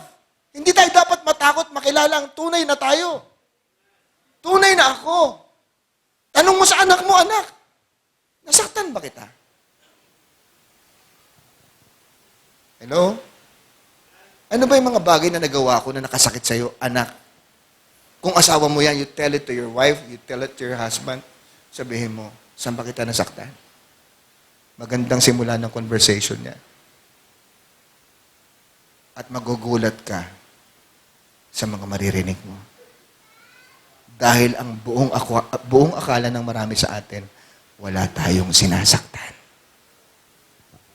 Are you listening? You will be surprised when you read that piece of paper full of negative descriptions about you. Wala kang oras sa akin. Hello? Iba na lang lagi ang inaasikaso mo. Puro ka na lang trabaho. Ang sakit mo magsalita. Ang yabang-yabang mo. Sinusumbatan mo ko. Mga ganun ba salita? Pagka minsan, kung hindi natin makakausap ang ating mga asawa, wala nang ibang magsasabi sa atin yan. Masakit. Pero yun ang mga salitang makakatulong sa pagbabago at paglago ng ating pagkatao. Ako'y nagpapasalamat dahil ang asawa ko tapat sa akin. Pag masama ang loob niya, sasabihin niya. In a most gentle way. Minsan nagdadrive akong gano'n. Alam mo, pag diabetic ka, most of the time, irritable ka. Sabi ng misis ko, ba't ganyan ka ba makipag-usap sa akin? Gano'n ba yan? Ba't ganyan ka ba makipag-usap sa akin? Bakit? Paano ba kita kinakausap?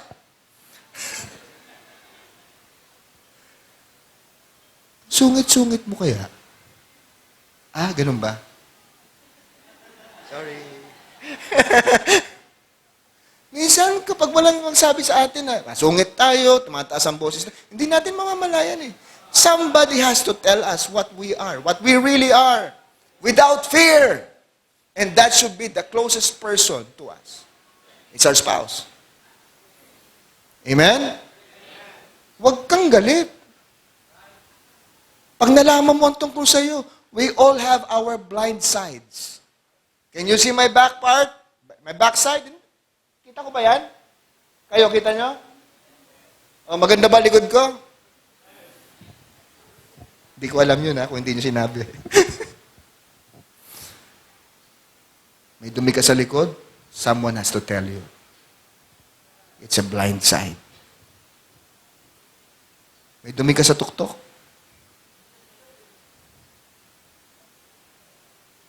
Hindi mo malalaman kung marami yung tuktok mo. Kung walang magsasabi sa'yo.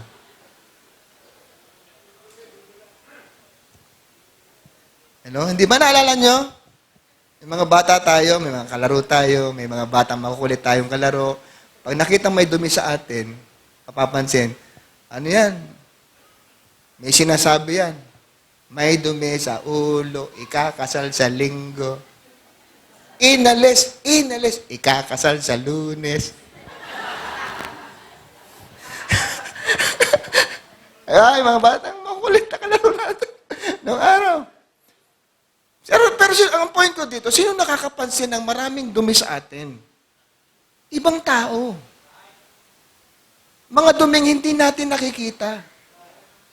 Dahil yun nga yung blind side natin eh. Pero kailangan may magsasabi. Sa pagkatao natin, ganun din. Makatutulong ang mga bagay na yun na maririnig natin tungkol sa ating sarili upang lumago tayo ng gusto sa ating pagkatao. Kayong mga nagmamahal, kayo ang magsasabi niyan ng walang takot. Don't you know that true friends will tell you the truth? Even if it hurts. Why? Because they care for you. Tama. Huwag kang masyadong nakikinig sa mga papuri. Ang sasabihin sa'yo na, pare, gwapo mo. Utang naman, oh. Diba? O, kayong mga may nanliligaw sa inyo, may mga kaibigan kayo, huwag niyong pakinggan lahat ng papuri sa kasintahan niyo. Uy, gwapo naman ang boyfriend mo. Uy, bait-bait ng boyfriend mo. Tapos nagtanong ka sa mga kaibigan mo, ano sa tingin niyo? Ito na ba? Ito na ba? Basta kung sino gusto mo, susuportahan ka namin. Oo. Tapos may mga kaibigan ka, ano ka ba? Ba't mo pinili yan? Hindi mo ba alam na babaero yan?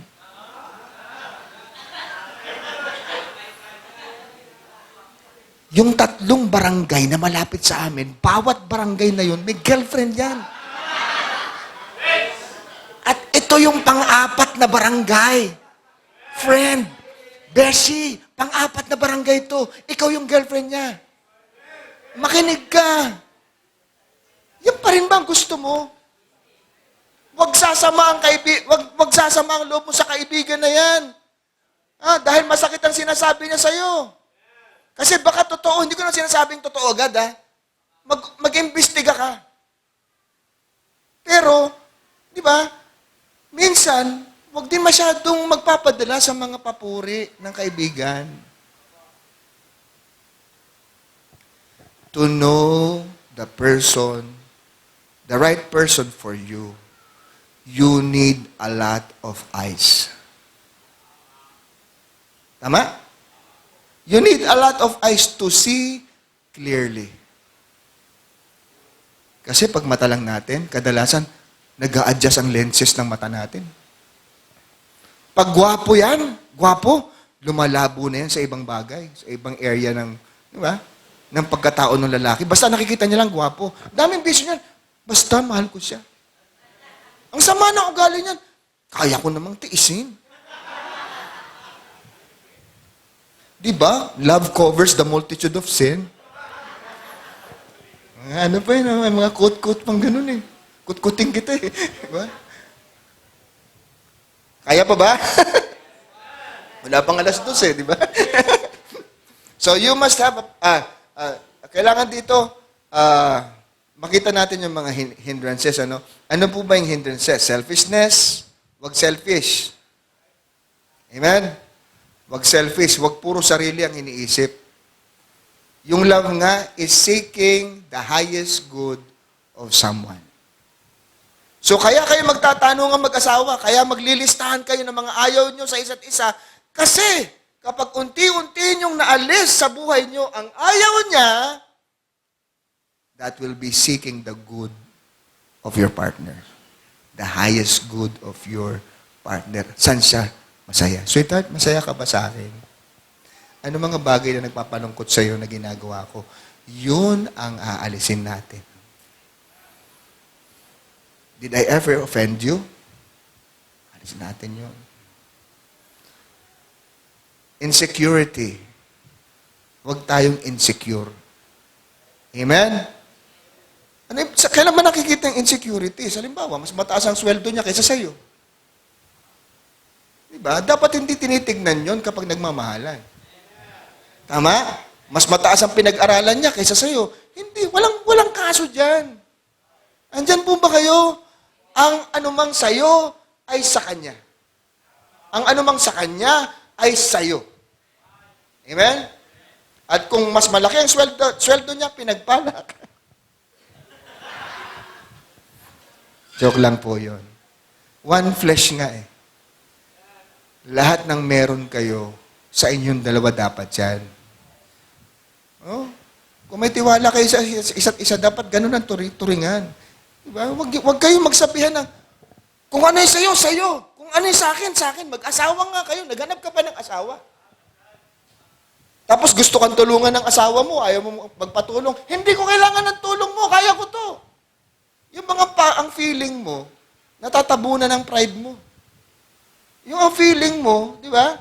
Mas magaling siya. Kung magaling asawa mo, you should be proud. Di ba? Dapat nagko-compliment ang galing nyo sa isa't isa. Yun ang dahilan ng pag-asawa. Yun ang dahilan kung bakit kayo pinagtagpo ng Panginoon. Maaring maraming bagay na wala siya ang meron ka. Maraming mga bagay na marahil meron ka ang wala siya. Kaya you should compliment each other. Diba?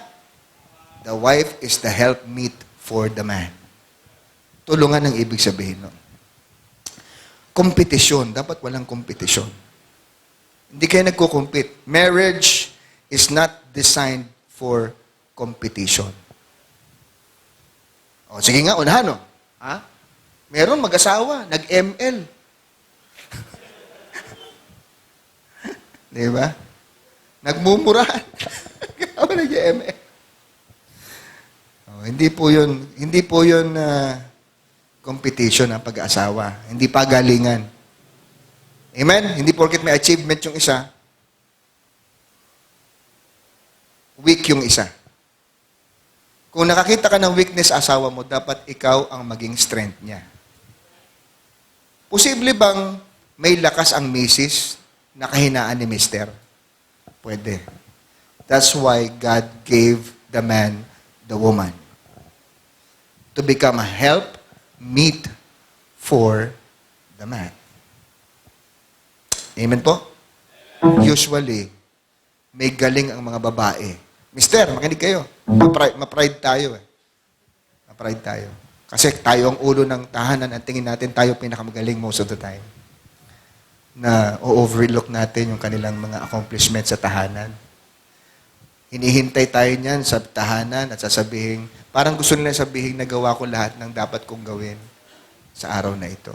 Pagdating mo na amoy mo siya, amoy bawang. Ganyan ang amoy mo. Diba? Medyo na-disappoint ka kasi inaasahan mo ang sasalubong sa iyo isang mabangong asawa. Pero nakalimutan niyang maligo dahil naging punong-puno siya ng mga alalahanin at tungkulin sa tahanan. Napansin niyo ba yon, mga may asawang paalis ng bahay at kasama ninyo ang asawa ninyo? Madalas, hindi kayo makaalis agad. Realize niyo? Sino rito yung hindi makaalis agad? Mga mister, dahil sa asawa. Ay, wala. Ako lang. Ayaw niyong umamin. Ayaw niyong umamin, ha? Hindi po ito negative, mga misis. Hindi rin to, mga mister, hindi po negative ito. Maraming mga misis natin hindi makaalis ng bahay kaagad kasi they have to take care of a lot of things before they leave the house.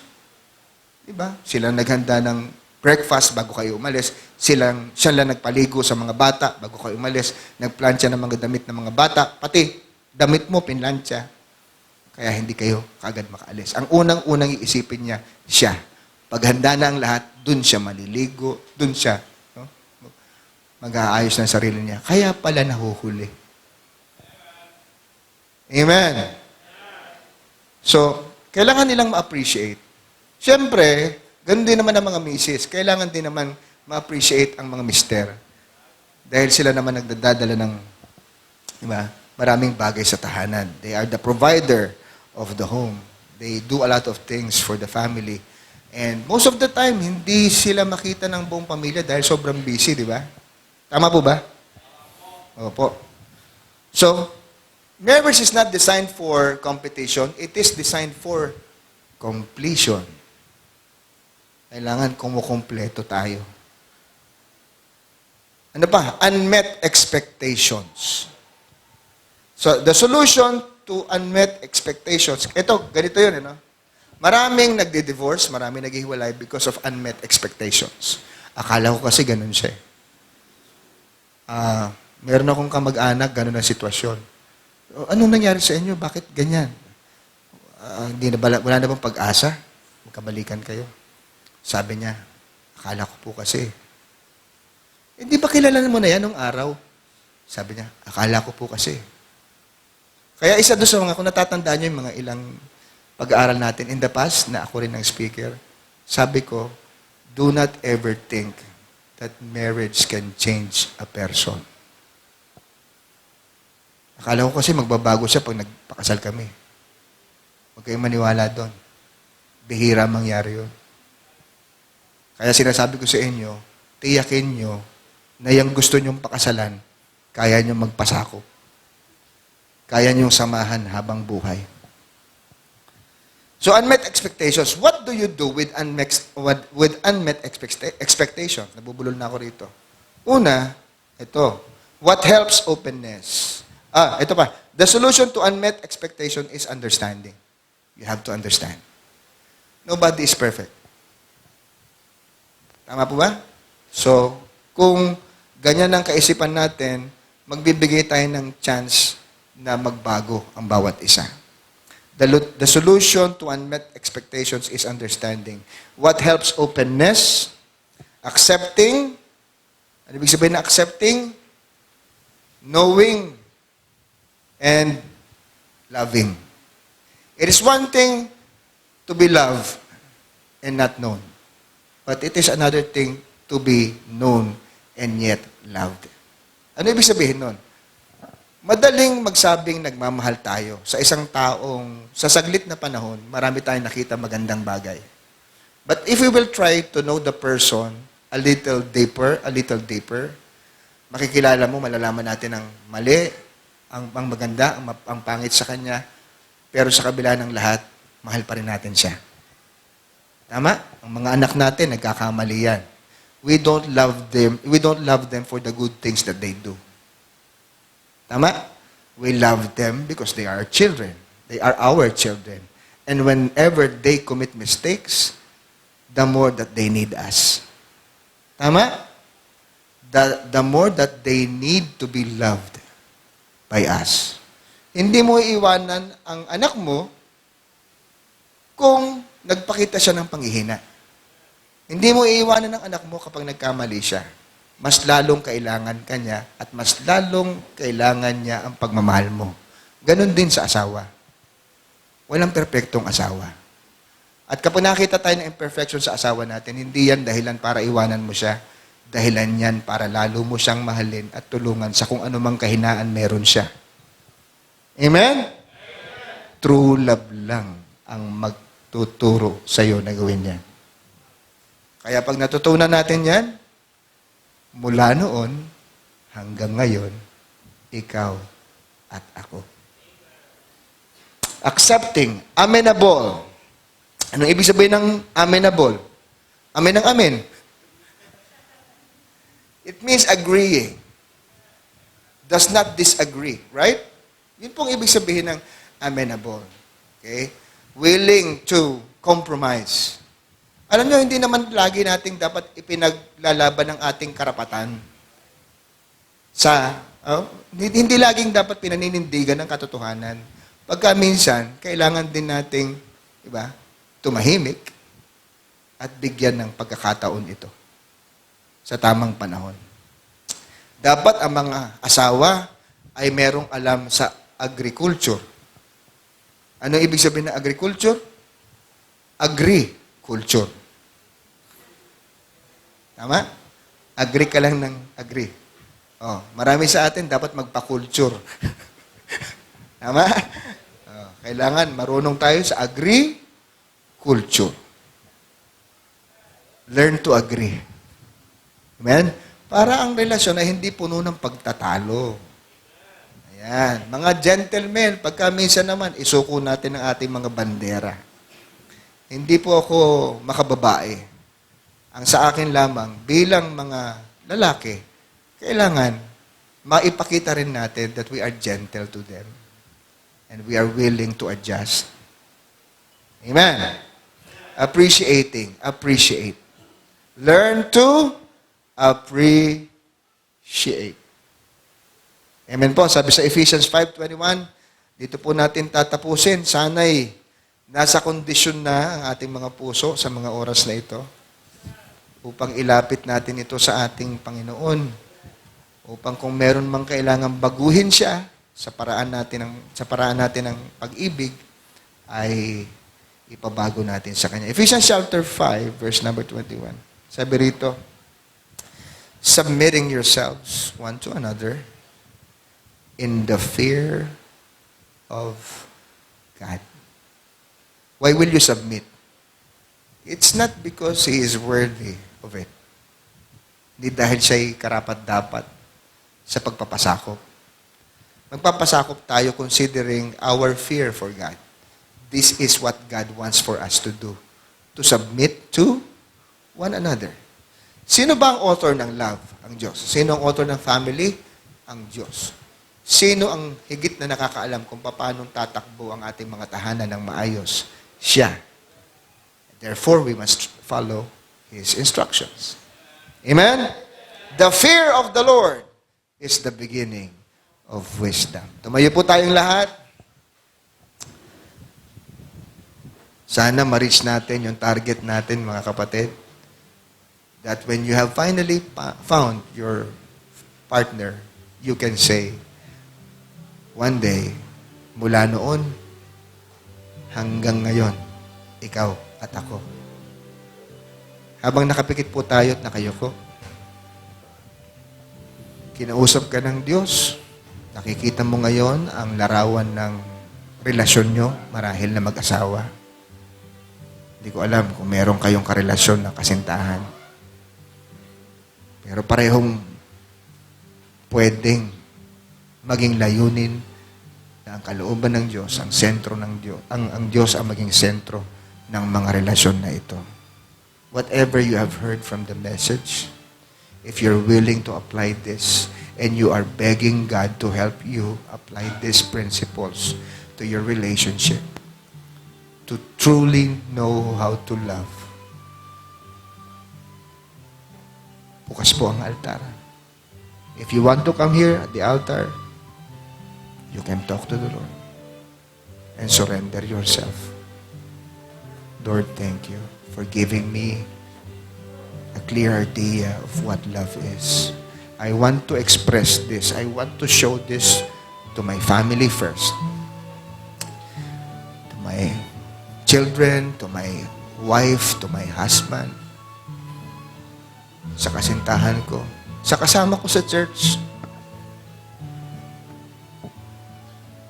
Salamat po. I don't know, maybe you have problems in your home. May problema kayo, hindi makita ang pag-ibig, naglalaho ang pag-ibig. you're struggling, and you want to beg God to give you the solution, sige po, kausapin natin siya. Walang imposible sa Panginoon, Lord. Tulungan mo ang pamilya namin. Hindi bukas ang komunikasyon. Walang makapagbukas. Hindi kami nag-uusap. Is that the situation in your family?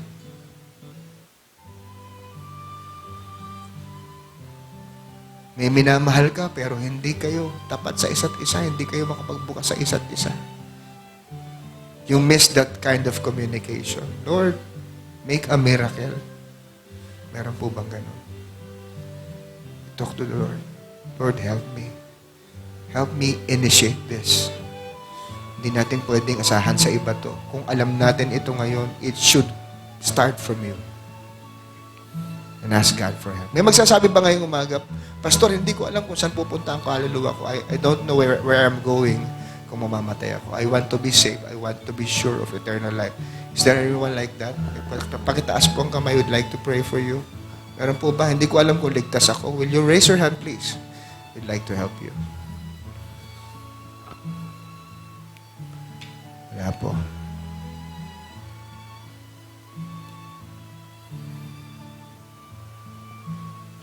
Okay.